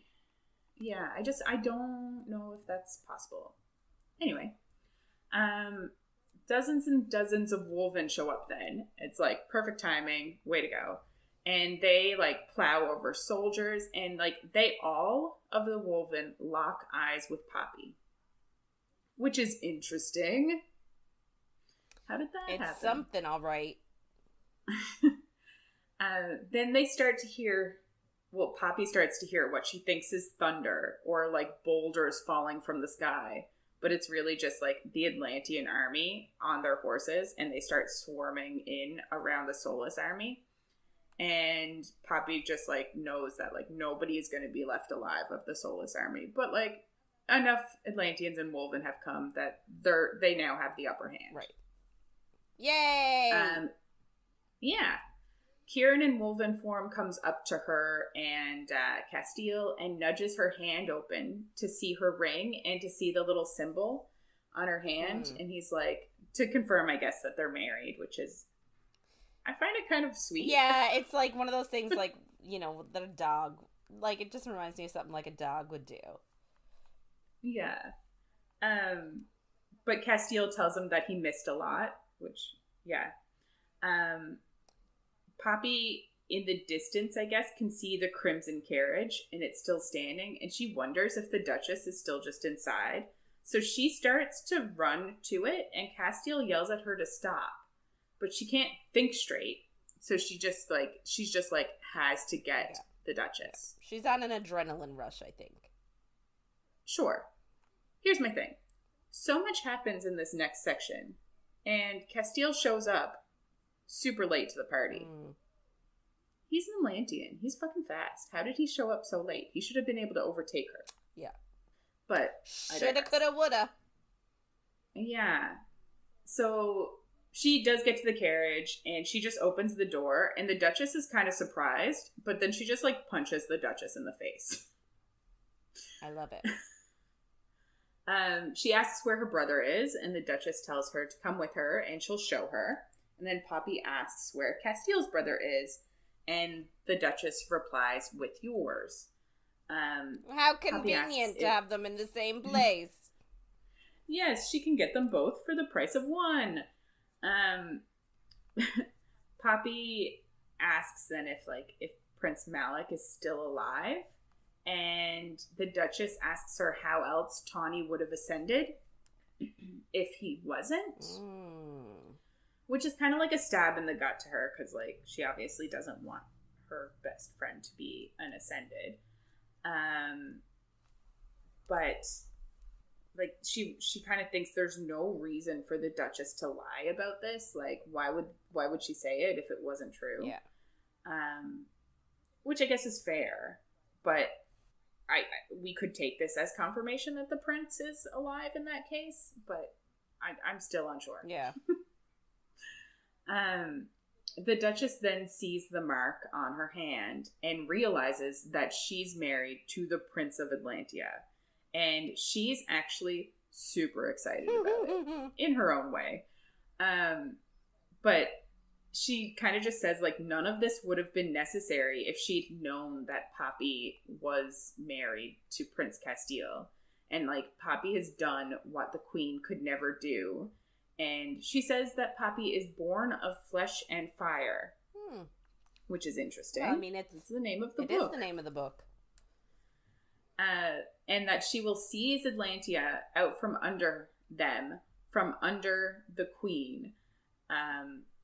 Well, from under her, she says. So, like, there's some bad blood there. And the Queen is going to be so proud of Poppy. And Poppy just tells her to shut up and stabs her in the heart with her bloodstone dagger. Yikes. So, of course, she, like, turns to dust like she does. Lovely. And that's when Casteel shows up. So much happened here. Also, I don't understand why they keep killing people when they could get more information. I guess so that the books can continue going. But I guess, like, these are one of the things, I guess, you're so hyped up on your bloodlust that you don't think about those sorts of things. I guess so. But I'm like, why? I don't know. I just want to know what's happening. And I feel like these people could tell us. But we keep fucking killing them. Yeah. Anyway, so Casteel shows up behind her and says, you beat me to her. Which isn't possible because he's Atlantean and fast. Maybe people stopped him on the way and he had to kill some people. I'll buy that. Okay. He then asks Poppy if the Duchess said anything to her, and Poppy just says no. And he asks if she's okay, and she says she is. And she asks if he is, and she opens her senses, and his emotions are all over the place, which obviously isn't surprising. They're in the middle of a battle. But he tells someone outside of the carriage to make sure that nobody comes near it, and then he gets inside with her. I just, like, later on, they talk about how some of the Atlanteans and Wolven that came to help got injured. And I'm like, if these people had have helped during this section instead of, as we'll see, fucked in a carriage, would some people maybe still be alive? Like, and, like, there's people outside guarding. Like, this is soldiers that should have been helping, so that, like, you think someone would be pissed about this. Anyway. Yeah, it's, I don't know, like, at the time, when I was reading it, I was like, ha, but, like, yeah. it's not super appropriate. No. Also, like, they're loud. And, like, there's people around. And the guards. It's just, she used to, I get, like, it's probably also symbolic. Like, she used to be the maiden, and now she's very far away from being the maiden. Yeah. I get that. Yeah. But it's also like, yeah, okay. Anyway, he does tell her that he's furious with her for threatening her life, but he's also in awe because he knows she would have done it and killed herself. In awe again. Of course. And he's, like, super turned on, of course. Because that's his go-to emotion. Yeah. Because it's an emotion now. So they crash together and start making out furiously. And, like, obviously they're both kind of thinking that they thought that they were going to die. So, like, I do get it.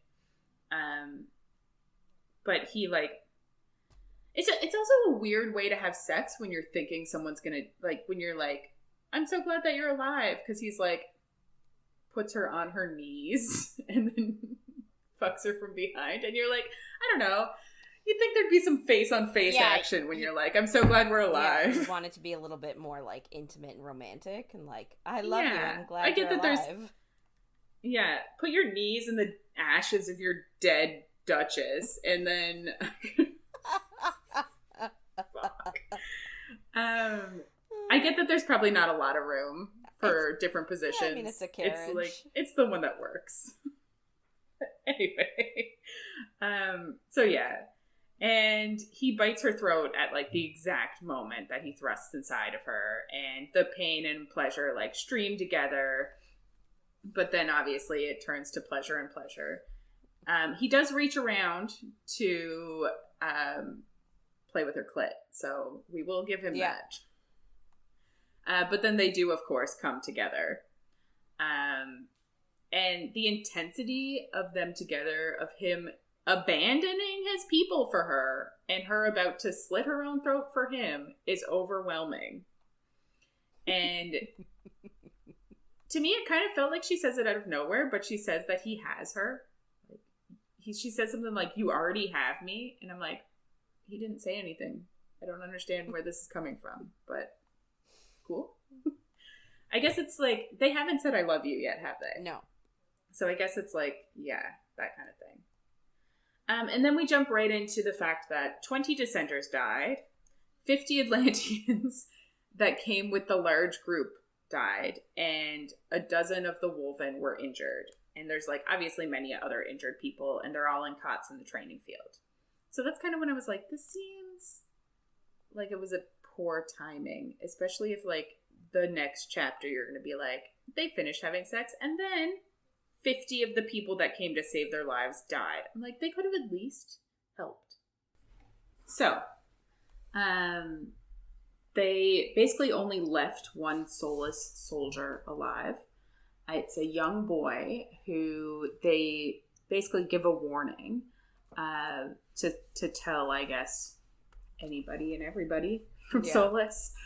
Because I'm guessing Solus is going to miss 1,000 people that just, like, up and are gone. Yeah. It reminds me of that Mulan, like, in the cartoon when the Hun are found, and the two soldiers are like, the Emperor will stop you, and then, like, the bad guy's like, ooh, he invited me when he built the wall, and, like, go send a message that we're ready or whatever. And then at the end, the two soldiers run away, and then the bad guy goes, how many men does it take to deliver a message? Oh, and then the bow and arrow guy, like, pulls his bow and arrow, and he's like, 1! And then he releases it, insinuating that one of the guys dies. For some reason, this is where my brain goes for this part. I get that.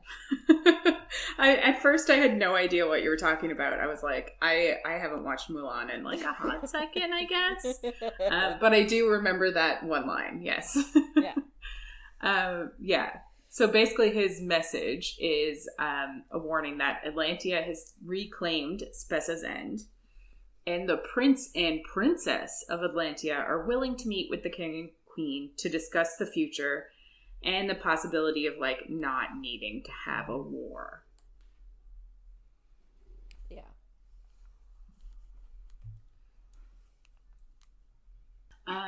So Poppy has basically been healing anybody that she can, obviously, because she has healing powers. Why wouldn't she? Yeah. Well, you know, anyone who will let her, because people are afraid of her and hate her, of course. Yeah, you know, for no valid reason. I don't want her to heal me. I'd rather be in pain. It's like, but you just saw her heal somebody else and they're fine. Why wouldn't you? I'd be like, yes, please. Me first. I know. Yes. Right? And she like stops to talk to an older wolven. I guess she is healing him at the time. And he's like surprised that she fought side by side with the prince and that she's still now helping out healing. And he tells her that he remembers empaths, but he doesn't remember them glowing. So I guess as she heals, she glows. So he's kind of like, I don't think you're an empath because you don't have the characteristics that I know empaths have from his long life knowledge. Yeah. So that's interesting because if she's not an empath, what is she? Exactly. And should we all still hate her? Who knows? But he also tells her... I feel like people are just going to hate her just because. Well, they have to. Like, yeah. I just feel like no matter what. Her. Yeah. Because she always needs to be in peril. For plot purposes. For plot. Yeah, exactly. He also tells her that she shouldn't be here alone. And he says the king made plans when Casteel left. And she kind of like thinks that the plans are to kill her to send a message. And he kind of confirms that. And like he says Casteel is only a prince. And like he may have chosen her, but the people didn't choose her. Which I think has already come up. But also, like, do they expect to be able to choose? I don't know. You know what I mean? Like, in any monarchy, the people do not have a say in who the crown marries. That's true. I don't understand why, like, the people didn't choose you. It's like, and, like, it's come up before, too. Yeah. I don't know. It's yeah. I guess it's also, like, the king and queen didn't choose her either. But, like, I don't know. It's odd. But his whole point is, like, the king's plan was to kill her. So he's kind of worried that even though she's with the prince, he's only a prince. He's not the king. So someone might decide to kill her. Yeah. Which is fair. You in danger, girl. Considering what happens. But she kind of assures him that, like, she's fine. She can take care of herself kind of thing, which, like, she has. So cool. She does spiral a bit because she knows that, like, Casteel has to realize that all of this is true. Like, the king is clearly in charge. It's not just what Casteel wants. Like, maybe they shouldn't have gotten married before meeting the king and queen. Like, imagine. Considering, like, 5 minutes ago, you were like, no, let's get married without telling the king and queen. Yeah. And now she's backtracking. It's like, she's the queen of second-guessing herself. Yes.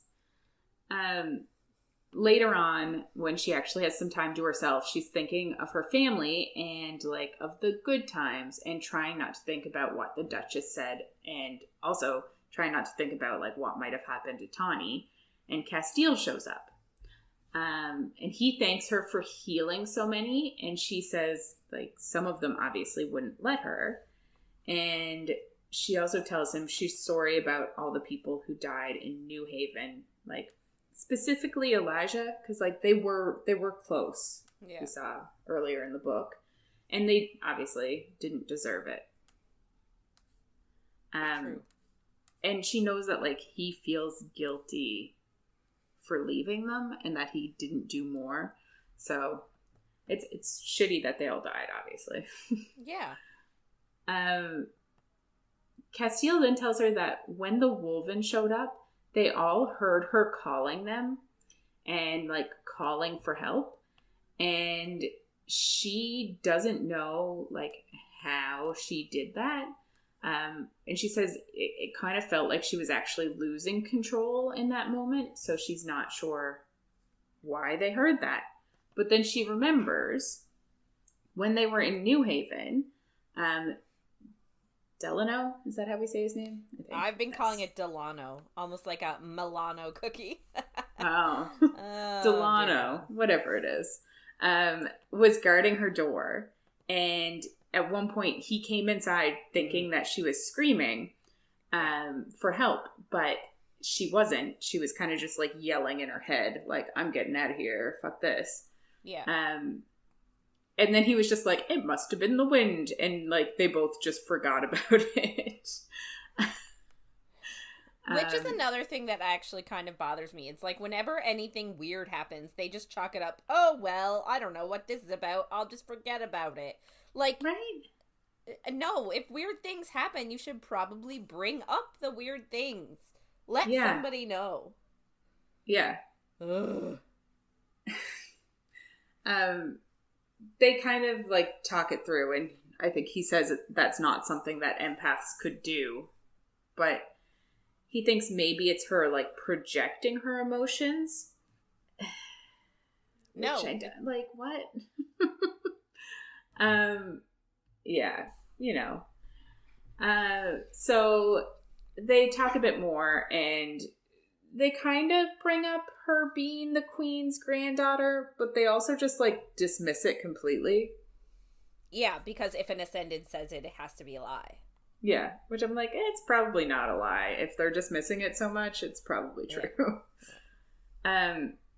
They're also going to leave for Atlantia tomorrow, and Poppy brings up the king's plans, but Casteel is adamant that they'll change his mind, basically. Like, he'll get to know her and love her just like Casteel does, and nobody's gonna hurt her, and she does believe him, so that's good. Even if I don't.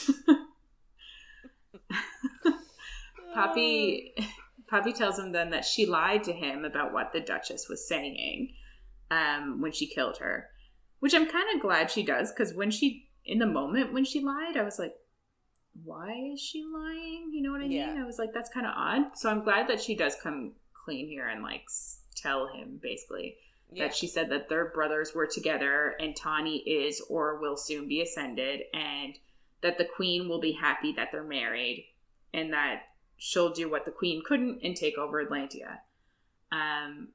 But they're like, it's so crazy that can't be true. Yeah. Why aren't we digging into some of this shit? Just ignore it all. So, I guess the next day, they're on their way to Atlantia, and it's a bigger group.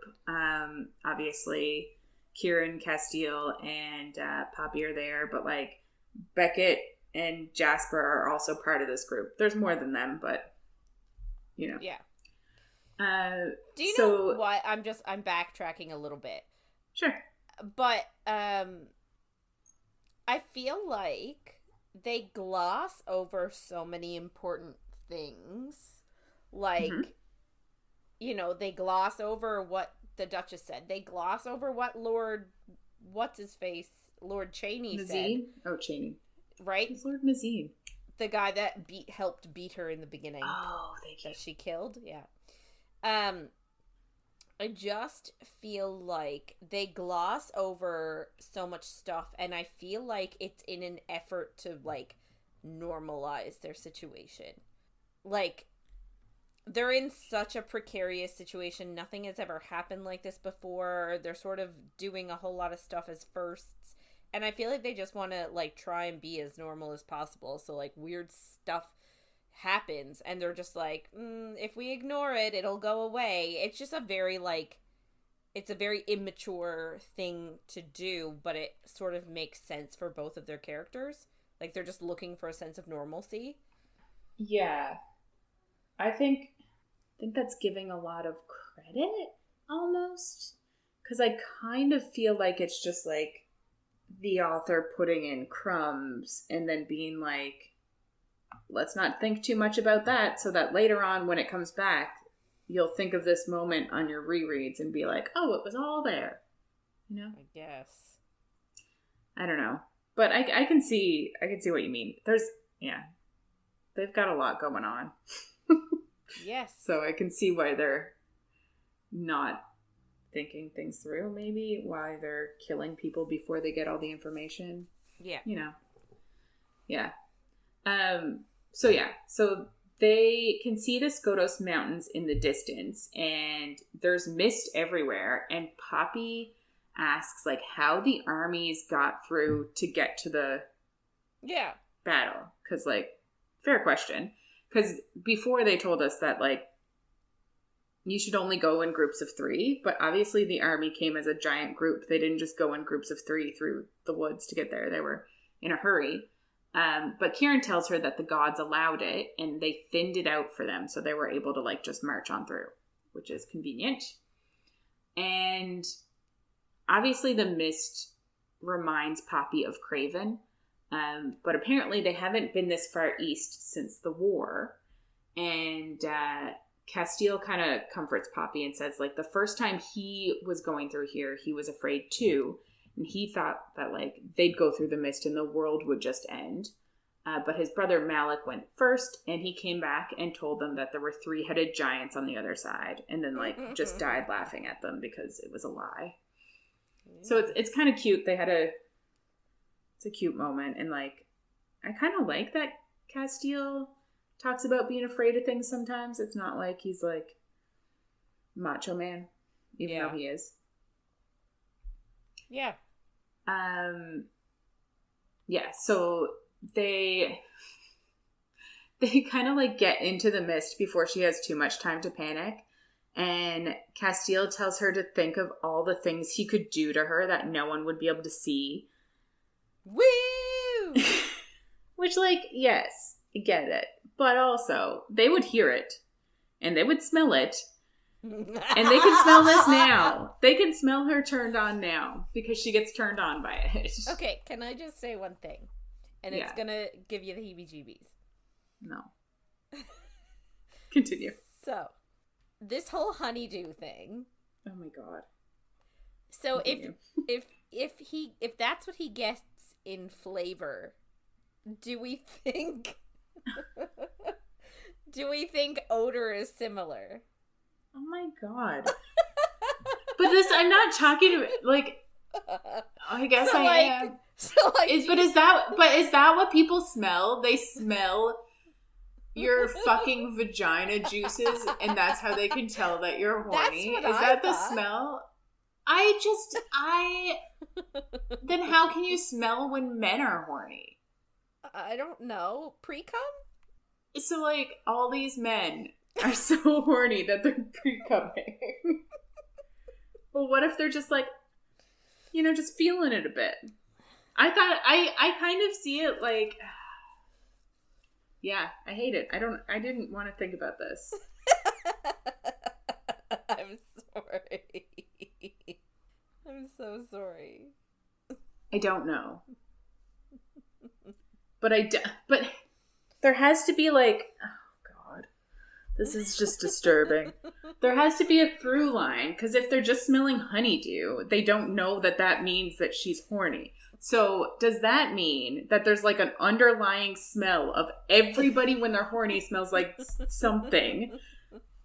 That's like BO smells like a thing. So maybe this smells like a thing, but then her specific smell of horniness smells like honeydew too. That's what I was thinking, because how would they know it's her if everybody's like horniness smelled the same? How would they know where it was coming from? If everybody's in a tight group together one night, how do they know who this is?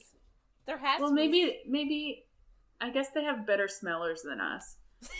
But because it's the same when you're in a group and somebody has BO and you're not sure who it is, I guess. Yeah. So like there must be some sort of underlying individualization here. Yeah. Anyway, that's not what I wanted to be thinking about, but thank you. I'm sorry, it just came up. Like, I just thought about it. I know, and it just put a wrench in, like, everything that I thought. I don't know what I thought they could smell. I thought they could just smell hormones or something. I didn't think that they could smell, like, pussy juices, for fuck's sake. It's your fault. Okay. I can't. Okay.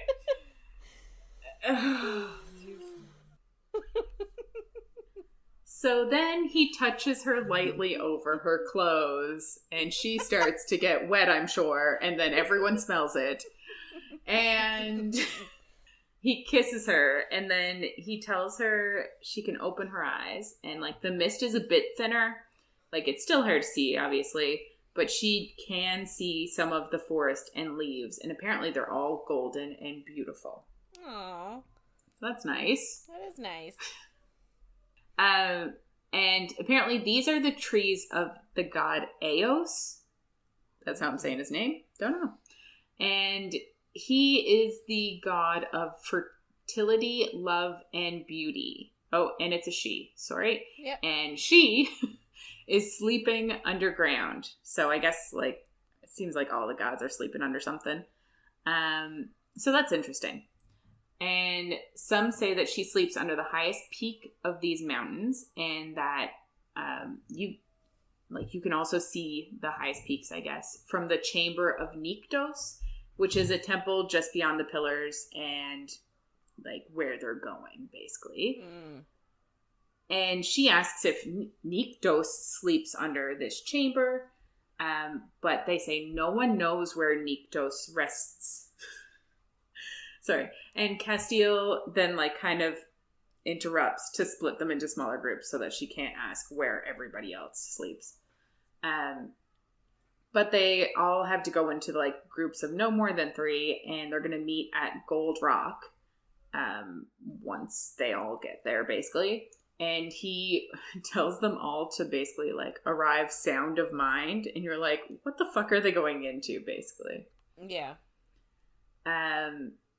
Jasper and his group leave, and he tells them to be careful, and he tells Poppy to be wary of what her eyes and ears tell her. And she's kind of just like, what are the mountains going to do to us? And Casteel's like, nothing. You're like, sure. Cool. I know, they're making a really big deal about this for nothing to happen. Yeah. It's silly, because you're like, clearly you could give her some warning more than, like, the none they're giving her, but... Of course. But that's what they famously like to do. They hate giving her information. Yeah. So Casteel and Kieran and Poppy obviously are traveled together. So they're kind of silent for most of it, and it starts to get pretty cold the further they travel into the forest. I didn't think that this was going to be an overnight thing. Like, why didn't they, like, camp at the beginning of the forest in their large group, start the forest, just finish it in a day, and then be on the other side? I don't understand why they have to camp in the forest. I feel like maybe they're worried, like, they were just attacked. I feel like they're probably, like, worried about being on that side of the Skotos Mountains. Like, maybe in terms of being snuck up upon by enemies, being in the mountains is actually safer. I guess so. But, like, I guess it's the same as leaving New Haven. Like, are they going to find out now that everybody at Spess's End is dead because they left them. Like, it's odd. But yeah, I'll buy that. I guess that makes sense. So basically as evening comes, they reach a peak and they stop for the night, and Casteel can see more than Poppy can. So he like ties up their horse, and Kieran and Casteel light lamps, and Poppy asks why there are no animals here, but apparently they can feel the magic and they steer clear of it. So that's interesting. Yeah. Kieran goes to get wood, and Casteel like goes to settle the horse, and Poppy is just like sitting on a tarp waiting, and like she can't see anybody else, but I assume they can still see like enough. But Poppy starts to like push her hand through the mist, and she kind of says like it seems like it's alive. She like reaches out to it, and it grows a hand to touch hers, and she pulls back from it, and it like does the same thing. It kind of mimics what her hand is doing. Which is so cool. It is, but it's also like one of those like nobody else can do this. It's like she's special. Special, yeah. Yeah, and you're like, yeah. Casteel asks what she's doing, and she asks if the mist is the magic, and like how does the magic work? Like, what is happening, basically? Especially since the gods are sleeping. And he tells her there's still consciousness, and it's like this mist is an extension of the gods' will. So that makes her wonder, like, why do the Atlanteans trigger the mist at all if it's the gods' will? So, like, the Atlanteans coming into Atlantia, you'd think that they would be let through, because wouldn't the gods want them to be able to go back? But it kind of makes me wonder if, like, the deities and the Atlanteans, like, it seems like they were at war at one point too. So, like, yes. Are the deities must still maybe not accept the Atlanteans? I haven't read anything, but, like, clearly there's something butting heads there. So what I don't understand, so, like, we just learned through all this heartmate business. So So deities are the children of the gods. Yes. And then eventually deities fell in love with humans who were eventually made into Atlanteans, which then created the Atlantean bloodline. But then eventually the Atlanteans had a war with the deities and, like, killed them all. So I'm just surprised that the gods are okay with that. Like, essentially, the Atlanteans, first, they were bestowed, like, immortality, which not actually immortality, because they do die, but, like, they live for thousands of years, and then, so they were mortal, they were given this gift by the gods, and now they repay them by killing all their children? Yeah. So they were mortal, they became Atlantean because of the heartmate thing. Mm-hmm. And then they had a war, I think. With the people they were in love with. Yeah. Who made them who they are. Yeah. I guess it's the same.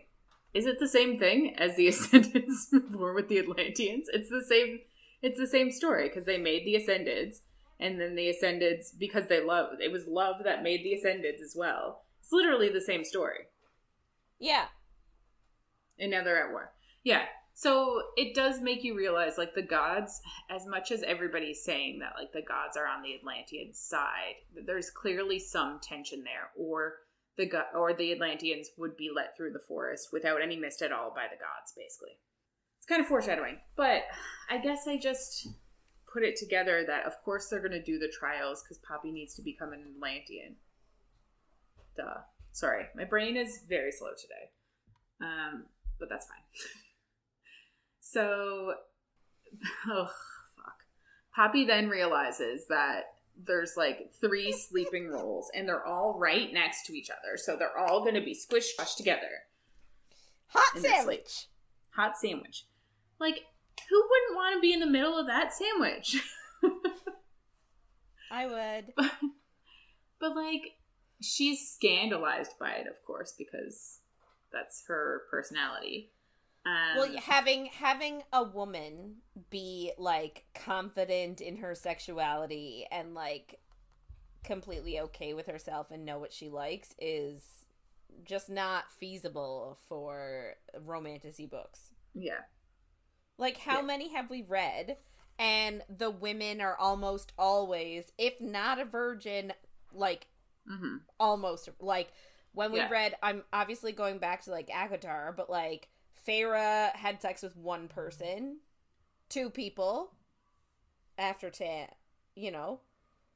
Yeah. She had sex with Isaac and Tamlin before she got to her, like, forever partner. Yeah. And then, Selena slept with one person before her person. Before her person. And then, like, I'm just thinking of, like, I feel like there are definitely others. It just annoys me that women are not allowed to, like, God forbid that someone writes a main character that has had lots of sex before, knows what she likes, and is not intimidated by closeness. Yes. The thing I hate about it, though, is, like, this is not sexual. No. It's like, warmth. It's freezing in the forest.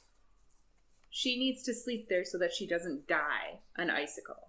And they're being nice by having her be the middle spoon, so she's getting warm from the front and the back. Yeah. So, like, they're gonna have a cold side. They are. I just don't really... I kind of hate it because, like, it doesn't need to be sexualized, but then they are sexualizing it so that it makes you think of the threesome that we then don't get. Has been foretold. I don't know if it's ever going to happen, but it's been foretold, I say. Yeah. So, of course, she ends up between them, and, like, both of the boys close their eyes and are trying to get to sleep, but she starts playing with the mist again, and Casteel keeps, like, asking what she's doing, which startles the mist, and they're just like, no, the mist can't be startled, and it can't do things. Like, the mist isn't alive. And you're like, clearly it is, but they don't know that, I guess. But they tell her it's her imagination, basically.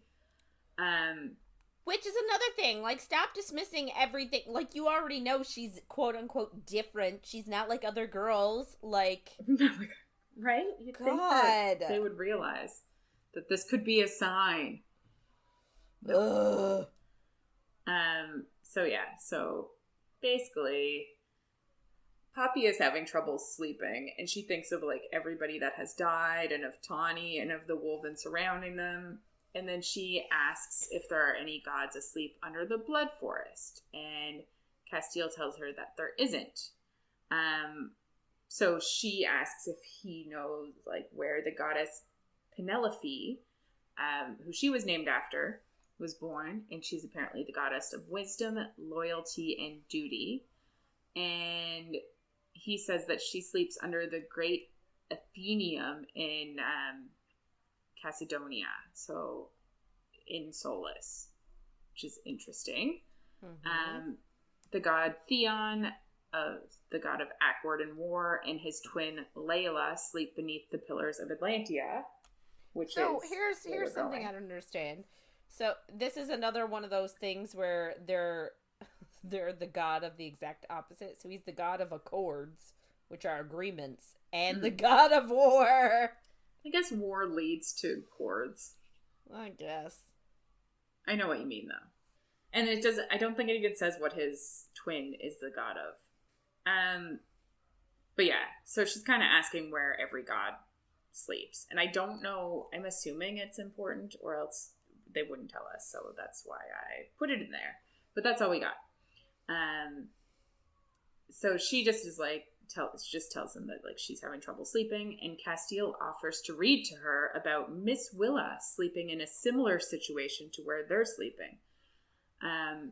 But she's just like, nope, please stop. We're not doing this. And she closes her eyes.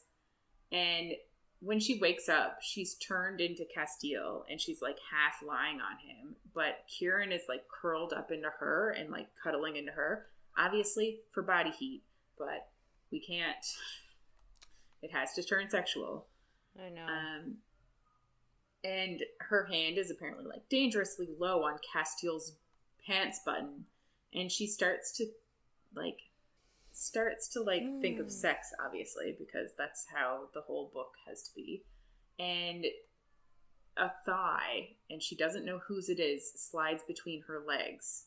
You'd be able to tell which direction it's coming from. Yeah. You can't like put your like around and under. Like, you know which direction. You can't not know whose thigh. I mean, could the thigh come like... So, like, if this is you sleeping and this is your head, okay, and this is the next person sleeping, could their leg not come behind like this? Yeah, but then how would you think that's the person in front of you? That's a good question. I don't know. Like, she should be able to tell directions for sure. But it physiologically, it is possible for him to... Or the other guy to...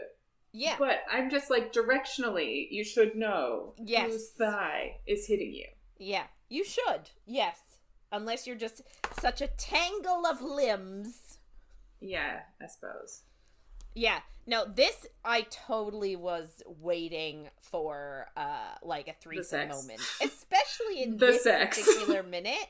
Like, this moment, like, she doesn't know whose thigh it is. Like, come on, man. Like, let's go.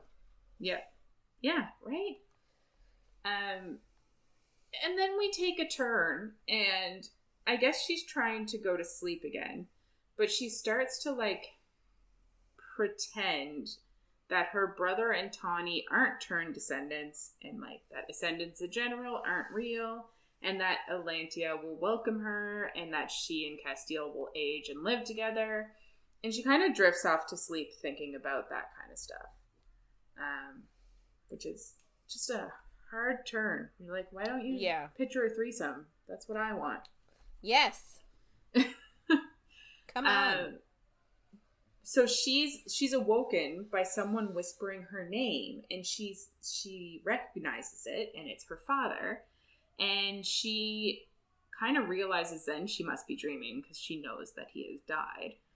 But he tells her she shouldn't be here, and someone asks if this is her, and he says she doesn't know. So we don't know what she doesn't know, but she doesn't know. And the voice says, understood, and the voice is apparently familiar. And her mother comes and asks if her father trusts him, who I'm assuming is the voice, and her father says he does, and he'll, I'm assuming the voice again, bring them to safety. Then we end up at, like, her normal dream, and her mother is telling her to get in the cupboard, and her mother is pulled away, and she hears the poem again, and someone grabs her arm. And she wants to see this person's face, but she's losing the dream, and, like, she's kind of waking up, but she's trying to keep hold of it so that she can see who this person is, because she knows that, like, this is a big deal. Whoever this person is important. But someone's telling her to stop. And then she hears her name, and her eyes open, and the voice says no further. What she seeks isn't here, and the mist ends up taking the form of a woman and tells her to go home, take what is hers, and she will find what she seeks, the truth. So that's interesting. What could that mean? Yeah. And I wish I knew what happened with this. I wish we had clarification here. Of, like who the person is in the dream? Yeah. Or who? Yeah. All of it. Well, we kind of get, at the end of this book, we kind of get, like, go home is obviously Atlantia. Take what's hers is what she ends up getting at the very end of this book. Yeah. And she'll find the truth. I don't know what that is yet, but I guess that's in coming books. Poppy asks the mist person who she is, but Casteel grabs her and pulls her back. And he asks what she was doing and says, like, she would have been broken. And she's kind of confused of, like, what he's talking about, but he looks terrified. And she tells him that she was dreaming and her father called her. And she just had to see his face. And she then, I guess, looks around and she sees the void in front of her. It's just like a giant cliff face. Like, she would have just, like, splatted. And then she tells Casteel that she stopped her and told her to go home and take what is hers. But nobody else saw this mist person. So then the ground starts to shake, and Casteel grabs her and runs, and then Kieran grabs them both, and, like, they fall into a tree together and just huddle up together because they're like, what the fuck is going on? And she tells them that she said, like she saw a woman, and then Kieran says that, like, this ground shaking, rattling is a god returning to their place of rest. So we kind of assume that, like, the god Eos, who's resting under this mountain, stopped her from falling off the edge, basically. Right. On their way out of the mountains, Poppy can't help thinking of the man, and then, of course, of the mist woman who was potentially a god who stopped her. And Casteel and Kieran, like, try to distract her a bit, but it doesn't really work. Casteel then, like, apologizes to Poppy and tells her that, like, what happened wasn't her fault, because he got a bit mad at her ish. It wasn't really, you could kind of tell, like, he was just worried that she was going to fall off a cliff and die. But he might have startled her, I guess. She was sleeping. It's not her fault. And he does tell her that. So I guess, like, this apology is good, but not as necessary as some other apologies. So. But he just tells her, like, he shouldn't have yelled at her, and she says that he didn't yell, he was just scared, and he says he was fucking terrified, and they're lucky they found her, and they're lucky that, like, the god helped. So this is like I guess it's less an omen because it's actually a physical god helped her, but yeah, like, there's a lot of signs from the god to do with Poppy. He says that, like, what Poppy saw, specifically her dream, might have been real, but it also could have just been the mist. And he says, like, he was affected too, and he had dreams as well. And in his dreams, she was in the cage, and he couldn't free her. So, like, his dreams weren't things that had happened. They weren't real. So it's possible that the dream that she was having was also not real. Yeah. But the mist had preyed on his fears. And when Kieran woke up at the same time from a nightmare, like, clearly the mist had affected him too. So it was affecting everyone. And she tells him that her father used to say the first part of the poem that we've heard a few times, but what a pretty little flower, what a pretty poppy. And then the part of it that he didn't say, but it keeps being in her dreams, is pick it and watch it bleed, not so pretty any longer. So she doesn't know who said the last part, though, but she knows her father used to say the first part. Yeah. Casteel talks about how, like, Nyktos blessed them, and then Eos woke from hundreds of years of sleep to save her life, and she thinks of the Duchess calling her chosen, but she doesn't believe that she's special or the gods favor her. So, but, like, clearly she is. Like, I don't know. You'd think after a few signs, like, you'd think you'd accept it. Yeah. But basically Casteel's like, you probably are. Like, the gods favor you, so he's like, his parents can't really not accept her, I guess. Which I'm like, they still can. Yes. But she starts to feel, like, some hope for the first time, I guess, about meeting them.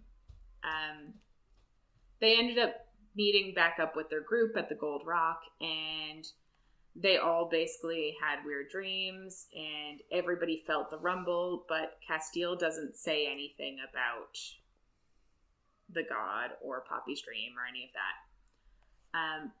But the Wolven do look at her, especially Jasper, and it's kind of like they know something, but we don't know what they know. I guess they get to the first town in Atlantia. I forget if we know what it's called. Not sure. But they can see the sea there and the pillars that they talked about. And she can feel her blood hum with the power. And Casteel says, "Welcome home, princess." And she wonders if, like, this is truly her home. Yeah. Like, more than likely, if you can feel your blood powering, it's probably your home. Well, I guess, too, she's probably feeling like they're telling her welcome home. She's never been there before. Like, it obviously can't feel like home right yet. No, of course. There are soldiers lined up by the pillars, and guardians are above, and, like, there's a bell that tolls the hour.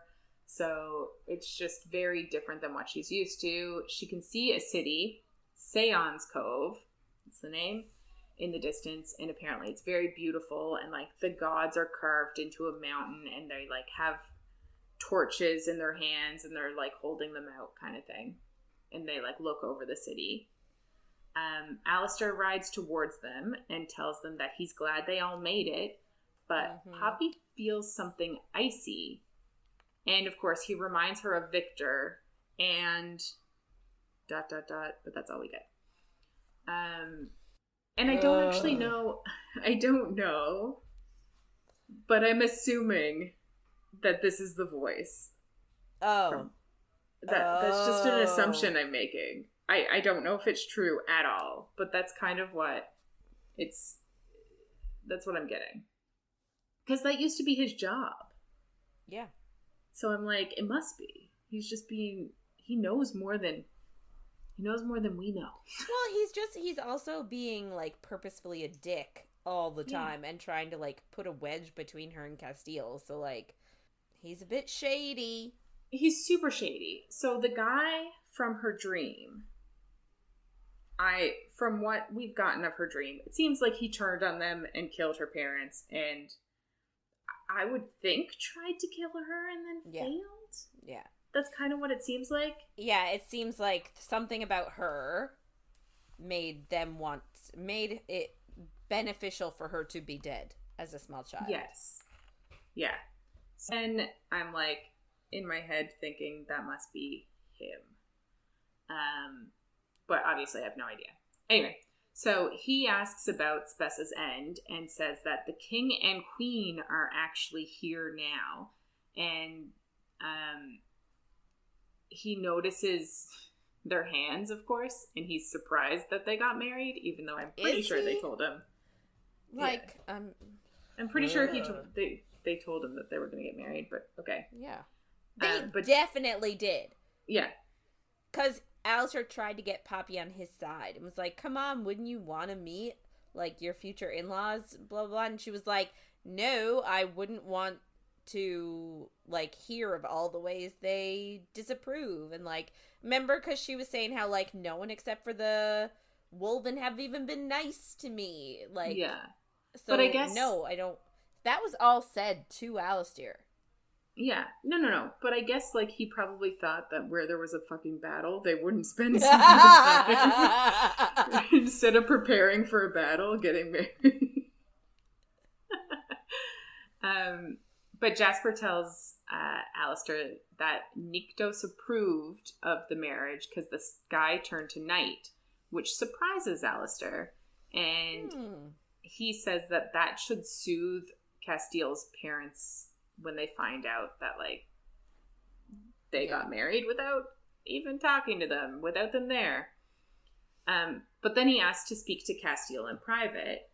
And Casteel... Sorry, just the fact, like, you don't do that. No. I just think that that's a bit of a jackass thing to do, too. Yeah, and then, like, it gets kind of worse, because Casteel's like, you can speak in front of my wife. But Alistair says, like, she's not part of the crown yet because she hasn't been approved by his parents. So, like, she's just, like, before Casteel can, like, lose his shit, basically, she says she'll go for a walk. And Beckett offers to take her to see the Chamber of Nyktos, which we spoke about earlier. And she agrees. Before she, like, leaves the group, Casteel does apologize to her that, like, this is all happening so fast. Like, she's meeting his parents right the fuck now. Yeah. Which is fair. I'd be a bit pissed if you were like, we have a few days to journey to go see them, and then you're going to meet them. And he says he wanted to give her time, but she says a walk will help her prepare. And, like, she is nervous, but he says, like, this is real, and he kisses her. Then he tells her he'll come for her.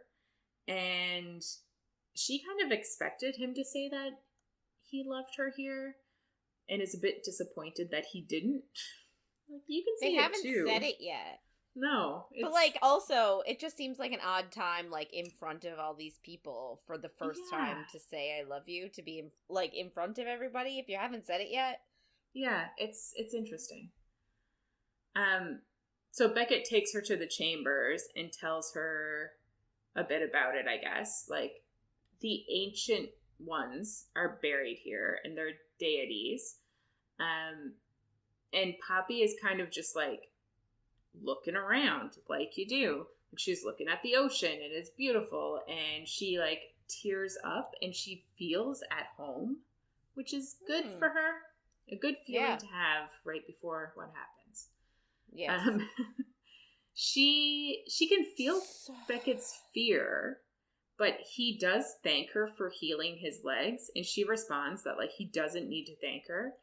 But then when she turns around, he's gone, but there's about a dozen people standing behind her, and she's like, oh, what the fuck? And, like, these people are Atlantean and mortals, and she can feel their anger. And they tell her that she shouldn't be here. That, like, her presence is a taint on Atlantia. And they, of course, call her the Maiden. And they're, like, blocking the exit, basically. She kind of realizes that this is a trap. And that Beckett brought her here. And she assumes that, like, he's in on it. Like he would. Yeah. She kind of thinks that, like, they can't hurt her because of who she is and who she is to the prince. So she needs to, like, de-escalate the situation. But one of them they're kind of yelling to her, I guess. And one of them says, like, she's captured the prince because she's a soul eater. And, like, that's how she manipulated his emotions to get him to fall for her. Which, like, if that was something she could do, I get why they'd be pissed. Like, obviously this is not the way to go about it. But This just seems to come out of left field for me. Oh, 100%. Like, they hate her guts with the fire of 1,000 suns. Yeah. And it just, like, bothers me that it came so out of left field. But, like, I get that they're pissed that the maiden is married to the prince, sure. And then they find out that she's potentially a soul eater and she can manipulate emotions. Okay. But you're going to go murder somebody for that. Like, I obviously think that Alistair is a part of this. But are his parents a part of this too? I don't know. Because they're there. They are in the city, yeah. So, like, I don't know. It's interesting. She kind of tries to tell them that she isn't an empath, but a man tells her to shut up and calls her a whore. I mean, it's what people do. That's like their go-to insult for a woman. I just am like, you're such a whore, even though you've been a shut-in your whole life and have slept with one person, you're still a whore. I just think it's unnecessary. Like, I don't know. It's kind of like that comment of the guy that wore a face for his face. And I'm like, I just don't think we need this over-sexualization and slut-shaming. Yes. Ugh. It's just, I don't enjoy it. And even she's like, okay, they're calling me a maiden and also a whore. Like, I don't understand. You're like, yeah, I guess that's the point. But I don't like shaming sex. So anyway, yeah. They also tell her that she was sent by the Ascended to destroy Atlantia from within, and she is the one that led the army to Spessa's end, and she's warped the prince's mind. Which you're like, if she did all that, she would be pretty badass. She's already badass. And also, I know, she's like not even 19 yet, and they still think she can get all that done. I was lucky to get my schoolwork done when I was 18. Yeah. It's unlikely. There ain't no way. No. So she ends up starting to, like, lose her cool, and she tells them if they call her a whore one more time, they'll regret it. And they think that she means because of the prince, which is a fair assumption, but obviously she's talking about because she is also able to defend herself. But they say that, like, the prince is lost to them because of her, just like Malik is lost to them. And it's like, even if she was controlling Casteel's emotions, would killing her not make him back to his normal self? You'd think? Yeah. I don't know. Yeah. It just seems, I don't understand the logic here, but I don't think there's any. A woman throws a stone at her and hits her shoulder, and they literally just start stoning her, which I'm like, this seems... But that's what I mean. Like, it seems totally disproportionate. Like, they're literally trying to stone her to death. She hasn't even, like, gotten a chance to speak to anybody. Like, it's just, like... Yeah. And I get, like... I get Sorry. Yeah. No, I know. Go. I know. Go. I know. Like, they think that she has to touch them to use her soul eater power. I get that they're trying to stay further away from her. I understand logistically that stoning is something you can do from a distance. So is throwing a dagger. It just seems biblical and unnecessary. And I'm like, okay. But I guess the whole thing kind of gets biblical because they're throwing stones at her. They're hitting her. She's in pain. The sky starts to thunder and lightning. She ends up falling to her knees from the rocks, and her hold on, like, her senses shatter, and they're still yelling at her and calling her whatever, like, ascended trash, a soul eater whore. They're throwing the rocks. Can I just say, like, when does this happen? Like, when do, like, you don't agree with who someone marries, so you try and stone her to death? And, like, isn't the whole point of stoning that he who, like, what is it? He who has done no sin can throw the first stone, basically. Yeah. So now you're all sinning by judging and naming, like, calling her names, basically. And, like, you're throwing stones while doing that. Like, the hypocrisy, and maybe that's the point. Maybe the point is how hypocritical it is. But it's just, like, wouldn't they see that it's hypocritical? I don't know. To me, this just, like, I appreciate why it's in here, and we're gonna find out in a second, like, why, like, she needed to be provoked. I understand that. Mm-hmm. It just came out of nowhere. And I feel like it is, as much as we're talking about, like, as much as we're discussing a magical realm where there's, like, vampires and magic and gods and all this sort of thing, I still want the actions of the people to be believable. Yeah. You know what I mean? Like, I still want... when a character does something, I want them to do something and think, yeah, I think that's reasonable.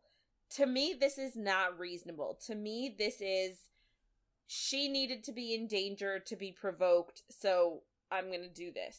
Yeah, and I guess, like, if they had gone for throwing a dagger at her, it wouldn't have worked her up enough. But, like, I feel like, you know, I get, too, that maybe the book is getting a little long at this point. Like, we're already, like, this is 500-600 pages in, so maybe the book was just getting a bit too long. But, like, why couldn't this have happened, like, during the battle? Why couldn't... Oh, like, her coming into her own shit? Yes. Why she had to be in Atlantia for it to happen, and they're like... But okay, fine. Like, why couldn't they have, like, made a public appearance to, like, everybody, and had this sort of, like, a gradual thing of maybe her trying to speak, and people, like, sort of throwing, like, food. Well, not even that, but, like, throwing truths at her about her life, and, like, her not being able to refute them. You know what I mean? Like, a reasonable escalation. Excuse. Yes, a reasonable escalation and a reasonable excuse for people to be worked up and angry enough to try and kill her as a mob. Yes. To me, this was just we're a mob, we're gonna kill you with stones. Yeah.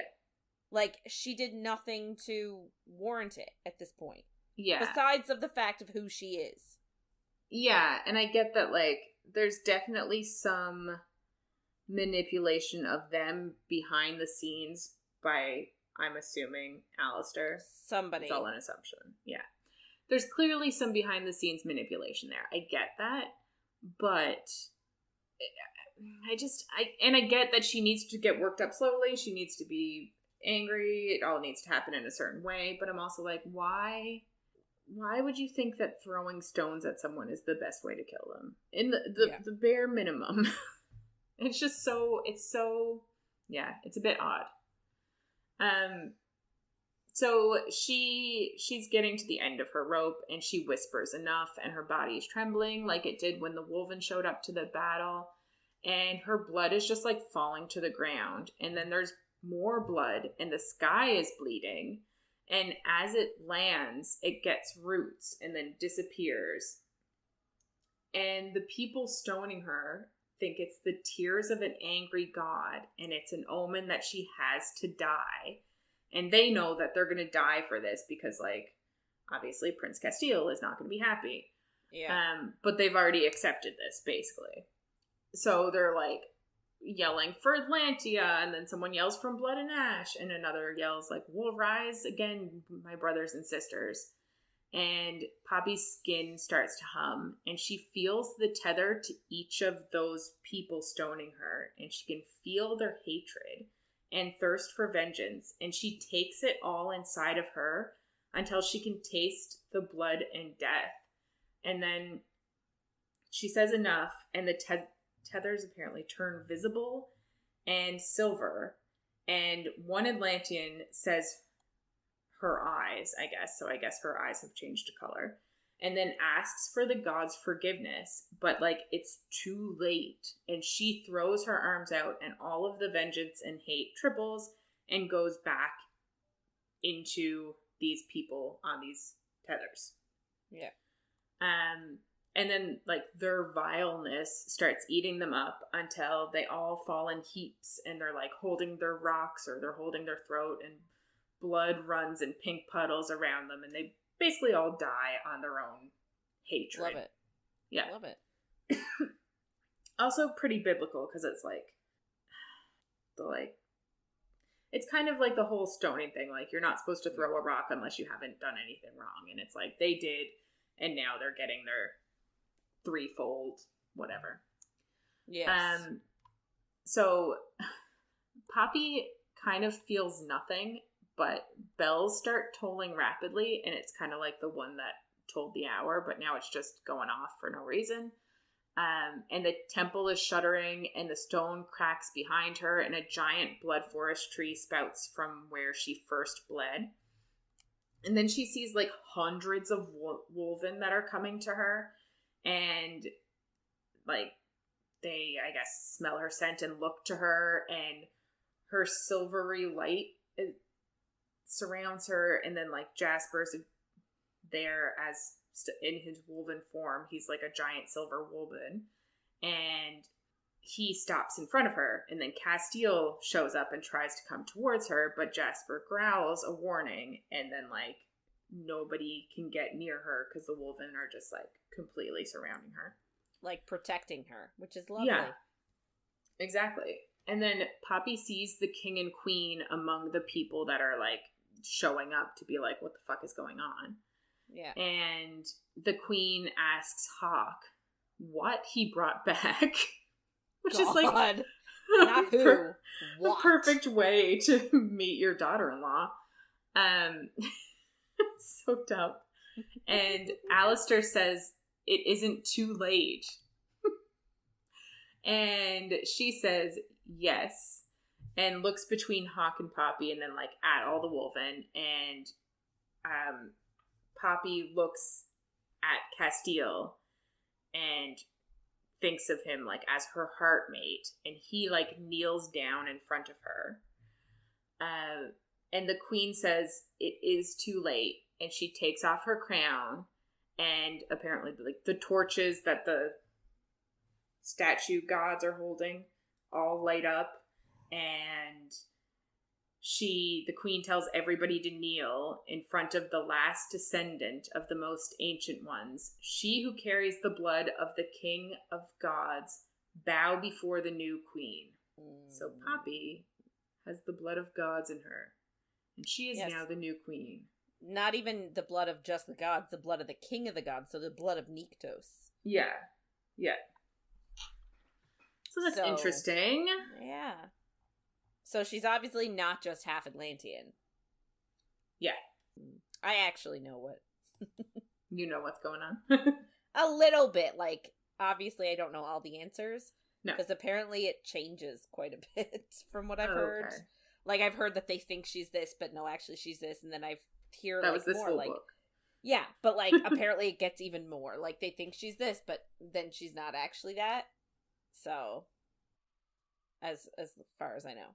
Yeah, no, that's fair. Yeah, so we kind of talked a lot about what we think of the book as we went through, but, like, do you have any final? Yeah, I mean, like, obviously, I do really like the story and the book. I do think there needs to be, I just, no shade against the author herself. I think her idea was fantastic. I think I really like Poppy. I really like Casteel. I really like Kieran. Like, yeah. And I need them to have a threesome for the love of Christ. Yeah. Sorry. So, I love where she's going with it. Mm-hmm. I think she needs a new editor, for one. I think she needs to slow down on churning them out because I think these came out in quick succession. So, yeah, I think she needs to slow down because From Blood and Ash came out in 2020. This book came out in 2020. The third book is 2021. The War of Two Queens was 2022. And this most recent one just came out in 2023. Like, And she did the book about the gods or something. She at least has one or two of that series out too. Yeah, and there's one called Visions of Flesh and Blood. It's a it's a compendium that's due out in 2024. So I just like I feel like she needs to slow down, really like sort through the ideas. If she wants to lay breadcrumbs, make them either so indistinguishable that we don't recognize them until you go back. Because that's sort of where I'm at with this book, is that, like, they bring stuff up that doesn't get answered, but I notice it. Yeah. And I'm like, when am I going to get the answer for this? Yeah. And I don't like that. Yeah. Like, and we keep going back to SJM, but SJM is, like, my favorite author. I feel like with her books, either if it's a big plot point, you sort of get the answer soon, like quickly. But if it's not, and it's just like an Easter egg or like a breadcrumb, you don't even notice that it's there, right? Like, it's just, it's an interesting, like, little thing, and then you move on, and then after you've read the books and sort of know what happens, then you can go back and be like, oh, right, I forgot about this. I didn't realize it at this point. Yeah.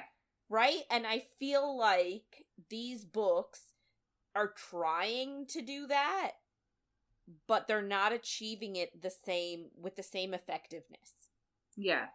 And, like, I feel like so much happens. Like, there is no way that she can be in mortal danger this much without a reason. Like, pick one thing to happen to her, like, that's dangerous. Like, a big thing.